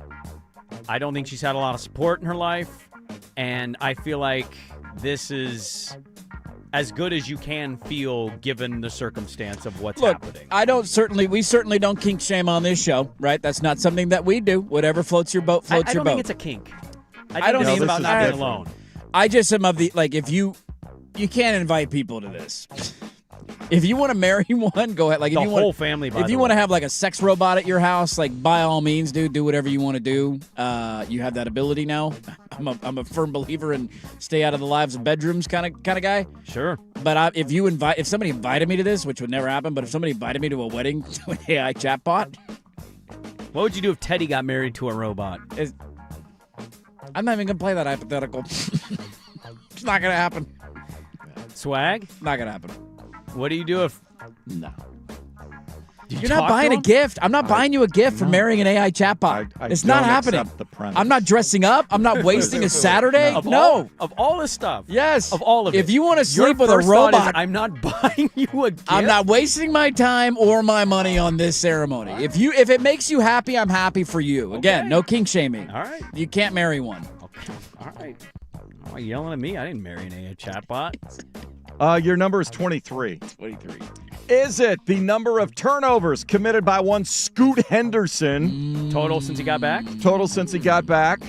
Or is it the rank in the world's 50 best vineyards rankings of the highest of the two Oregon vineyards to make the list? You confused me with that one. He's averaging like 2.5, I think, a game, but he's had like a game or two where it's been like 4 to 6. I'm going to go story. I think it's slightly less than that. Yeah, I'm going to go go maybe stat. 18 or 19 turnovers, and that's where I want to Stat. story. Yeah, in your face. 24 turnovers. It's actually more. Yeah. Hey, don't be in mad at me 'cause you 7 used dirt games. logic, So that all right? is 3.5 Don't lash out at me. turnovers per game since he has come back. You damn right. Who won that one? I think you did. You did. Yeah, you did. You are correct. All right. No. So the latest list, the world's 50 best vineyards. Now this is different from the 50 best wines or winemakers. So the vineyards, part of the experience. So the very best vineyard experiences on the planet, showcasing exceptional places to taste world-leading wines, learn about winemaking, celebrate the incredible teams behind all of the establishments. So this is all throughout Europe, South America, Australia, South African wines. There are 2 from Oregon. There's only, I think, 7 from the United States, period. 2 of them are from Oregon. And the one that is 23rd is Mysara Winery. It is on the way to Spirit Mountain Casino. So you Okay. get past on Highway 18 there, get past them, or past the McMinnville and the Aviation Museum, that sort of thing. And they were founded in 1997. 532 acres. And so the daughter now, I'm going to butcher this name and I'm very, very sorry. So the Momtazis, Mo and Flora, were the family that started it. They have passed it on to their daughter, who's become the head winemaker. Tamina, I believe is her name. So it's Persian wisdom. They are of Iranian descent, but came over here and been making wine since 1997. There you go. You, I want to say you're at like a 91% clip where your stat or story is about wine that many times. It is a high percentage. It's a very high percentage. Food and alcohol is big with me, yes. Food and alcohol, yeah. It's usually the category. There you go. Saturday Story every Wednesday at 9:15. Well done. Well done, everybody. This number for this player, are you kidding me? And one NFL team changing play callers in the offseason. We'll get to that coming up next. But first, here's us with a update. Now, from the George McCoy and Warren Allen Sports Desk, a Sports Center update on the Fan Sports Network, 105.1 FM and 1080 AM. First on the Fan, after a 3-week hiatus for the Winter Olympics, the NHL resumes play tonight. 8 games in all. You get a TNT doubleheader. First up, Toronto is at Tampa at 4:30. The late game as the Vegas Golden Knights at the LA Kings. The Seattle Kraken in action. They are at Dallas. That is a 5 o'clock faceoff. Hey, happy Black History Month, everybody. How about this one, Dirt? You're known as an urban cowboy. That I am. Back in the day of actual cowboys in America, you know roughly 1 in 4 cowboys was black? And the Lone Ranger was inspired by Black Deputy Marshal Bass Reeves. Look at that. Yeah. Who was in the right here? There was a person who walked into a Circle K down in Arizona and purchased a lottery ticket. They then left the lottery ticket on the counter. It was a winner. $12.8 million. Unclaimed. Didn't realize that he had bought the winning ticket.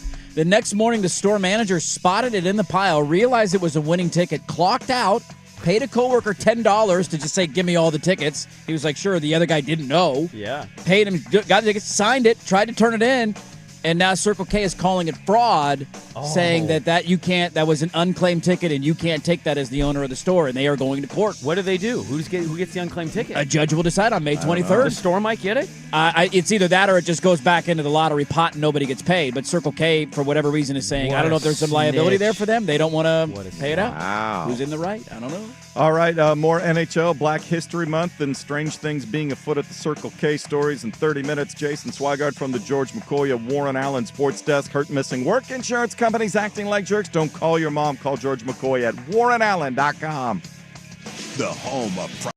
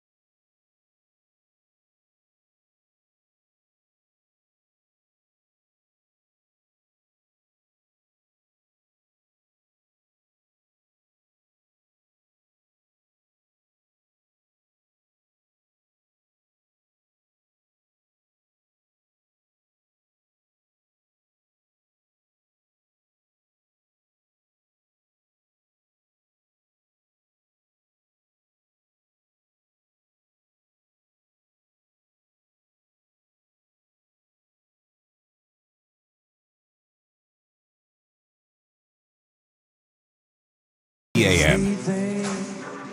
All right, I really want to get to the NFL, but I have a order of procedure first, and then we might need to talk about this. That's okay. I have a leftover NBA Jared Allen note that I want to ask you about. Oh, a Jared Allen note. Okay. Well, not now. Don't do it now. Okay. We don't have enough time. All right. Can't do it now. Okay. Right now, point of procedure, step one. Are you into hockey? You want to do that hockey? I'm Blue Line Brandon. By the way, we got the numbers in. We can talk about that from the gold medal game on Sunday. Solid for a 5 a.m. West Coast start time. What was it? Hold on. Let me. I didn't want throwing things at me. I know I am. That's my bad. How about a family 4-pack of tickets to go see the Winterhawks on March 7th or 8th at the VMC? You can pick which day works better for you. They will work with your schedule. If you text the word hockey, HOCKEY, to 503-864-6326, you'll be entered for a chance to win. Family 4-pack of tickets to see the Winterhawks March 7th or March 8th at the VMC, 1051thefan.com for more details. Let's go! So the numbers are in. Before we get to the topic that was just brought up by the brand man, hold on, let me scroll to my notes. Where did it go? The numbers are average 18.6 million viewers, and it peaked north of 26 million for the overtime game winner. That's stellar. For those who are wondering where that ranks in the non-football TV broadcasts of the past calendar year, you ready for the top 5? Oh, I'm going to try to guess this. Okay, what do you think number 1 was? Non-football TV broadcasts of the last calendar year. Yankees, Dodgers, World Series. That was not the most recent World Series. That would have been 2 World Series ago. That would have been last calendar year. Yeah, but their Blue Jay Dodger World Series didn't rate as high as the Yankee Dodger did. Did it? No, I believe we talked about this in the In moment, average, like how it shocking it was. Game 7 did. Game 7 is number Game 7, 1. okay. 26.9 million average for Game 7 of the World Series. But I think the Yankee Dodger one averaged did not, more, which was like, what? Yeah. So that's number 1. Number 2 on the list, non-sports. Ooh. Non-sports? Non-sports. The Oscars? Oscars is 4th on the list at 19.7. State of Union? It is not the State of the Union. He just had his first State of the Union. Inauguration? It was not the inauguration. The Grammys? No. No. Hold on. I probably wouldn't have guessed it, but then you hear it and you're like, oh, yeah, duh. Damn it. I don't know. I don't know either. Macy's Thanksgiving Day Parade on NBC, 25.4. I wouldn't have guessed it either, and then you hear it and you're like, It's good background. I yeah, get it. everybody's watching it. Number 3 on the list is sports. By the way, the men's hockey game was 5th. It was the 5th most non-football watched thing. Men's national championship game basketball? It was not. It was the opening ceremony, I believe, of the Winter Olympics. Got about 20 million viewers. Okay. That got more than the summer ceremony? It did, yeah. It was his last calendar year, so summer would have been his last calendar year. Gotcha. Yeah, summer I'm assuming got more, but time difference also plays into that as well. So great numbers for that. Okay, what was just brought to our attention, we talked earlier in the show, the Blazers had the celebrities in the building last night. It was told to me Jeff Hamilton, indeed not a musician. Evidently, he's a fashion guy. Right, that's what I was saying. He's Sure. kind of around music. So they showcased him at the dresses game. people for music. Every time they show somebody, I'm like, I don't know who this person is. Is this a me problem? Is this a them problem? I'm confused. Well, then they had it was Yeet night. Yeah. They were yeeting. At what level, like, I never heard of Yeet until yesterday. Like, what is the level to where a sports team will give you a night? I don't know. I think this is testing it. And we learned It's like the Drew Eubanks return. One of the two. We learned in the commercial break That's right. that he is a proud That's right. He is. Lake Ridge High School alumni. right. Oh, yeah. He's from the mean streets of The Lake mean streets of Oswego. Lake Oswego. And now he's Yeah, yeeting he's all from over the- Rip City. From the mean streets of the South By Side. the way, Twiz City is what they called it. It was Twiz City night with Is that Yeet. like Yeah. it's like a Thiz thing? Are we going back to I'm like Matt assuming- Dre? Is that like a drug reference? Is that a what's Twiz mean? Also, the gal Is he into was Twizzlers? with, is that Because I love Twizzlers. the gal he's with, the outfit?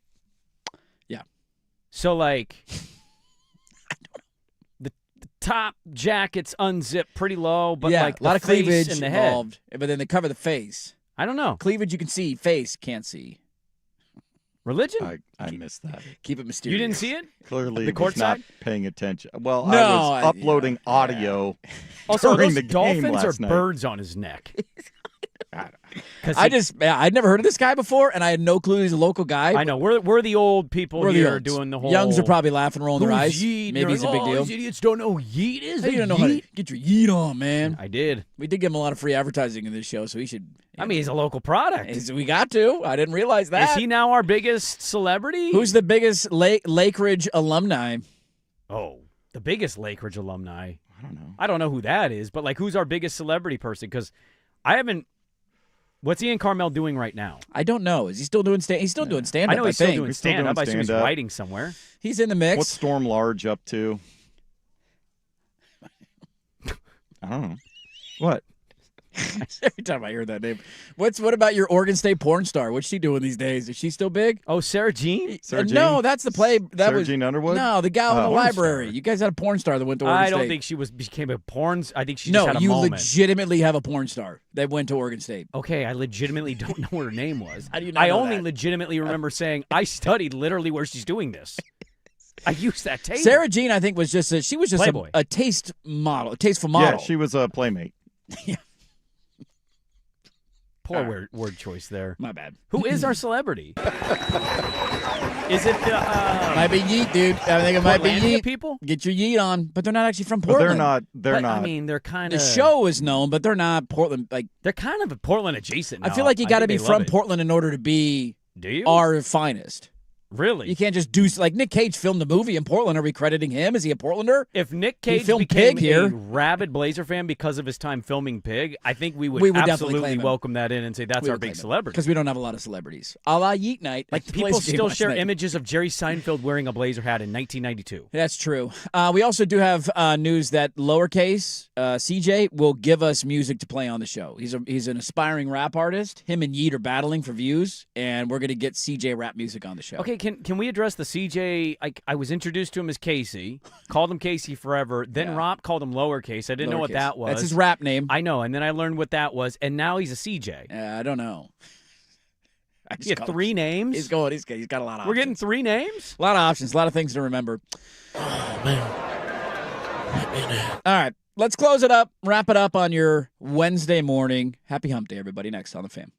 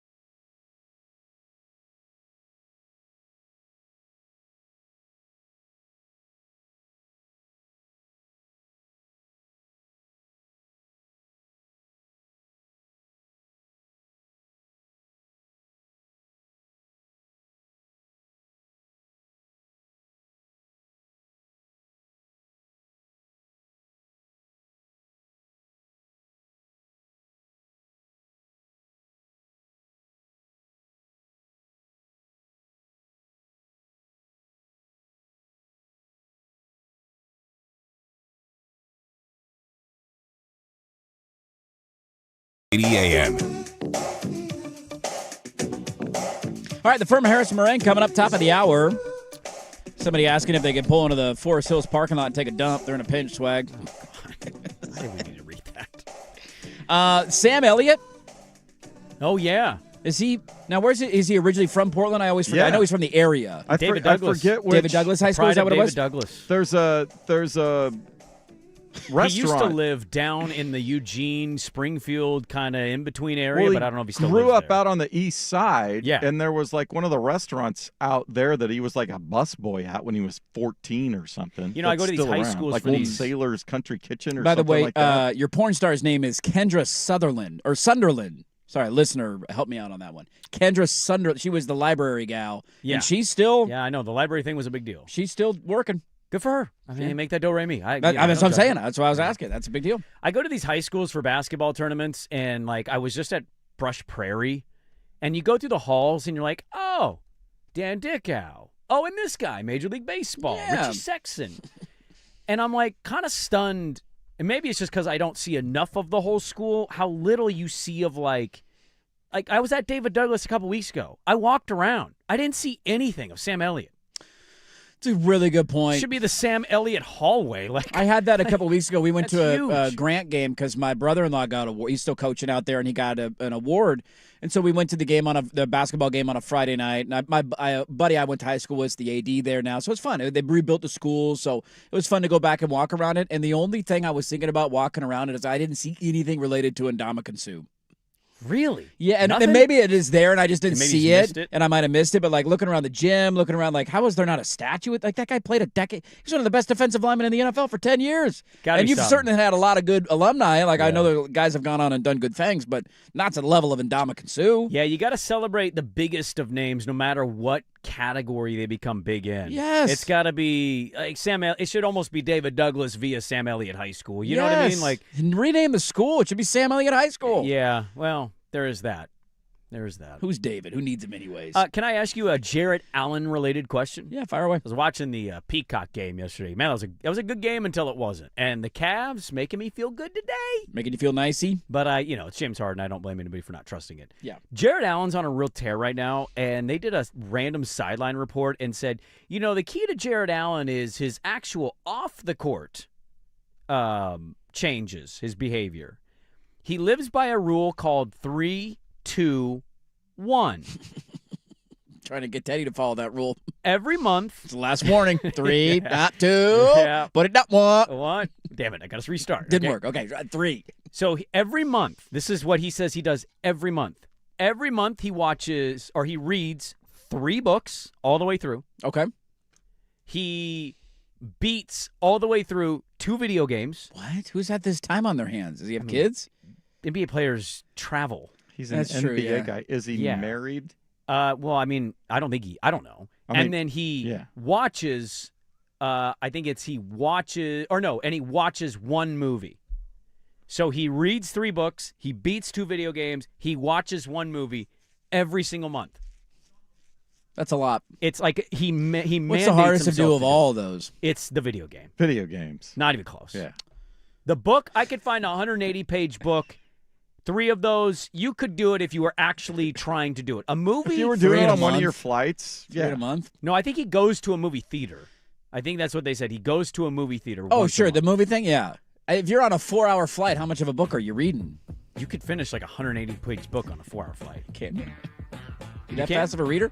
Not a full book, no. Not a 4-hour Yeah. flight. My daughter... Standing up to take a pee. Here comes the soda lady. I'm taking a break. My Somebody daughter talks to read you. a 490-page book in like 6 hours. It was insane. I didn't even know that was mathematically possible. When she locks in, you cannot get her out of that book. We skimming? We skipping pages? No, we jumping dude, through stuff? She's full reader. It's the video game, though. Yeah, 2 full video games in a month? How do you beat 2 full video games in 1 month? You'd run out of video games to play at some point. How many video games are out there? There's a lot, but like it's the difficulty of it. Yeah, I don't really. Yeah, That's what he cites for his turnaround season. that was it. Huh? The 3-2-1 I'm rule. reading books and I'm playing video games and, And I'm watching a movies. movie, yeah. Now I'm good at basketball. He basically again. was like, I don't think about basketball as much, and so when I come in, I'm more That's a locked benefit. in. That's a benefit. Well, there you go. Good little show. If you missed it, go check the podcast, 1051thefan.com. At Dirt and Sprague. on Twitter, at 1051 The Fan on Twitter. Thanks so much, everybody, for being a part of our Wednesday. Got some more NFL stuff left over in the notes for tomorrow. We'll get to it. It's going to be a Thursday. It'll be a delightful little show. And we will talk to you tomorrow at 6 a.m. Thanks, everybody, for watching on YouTube. If you haven't done so yet, subscribe to the channel and like the video before it shuts down. The Firm of Harris and Morango is next. Listen to 1051 FM The Fan.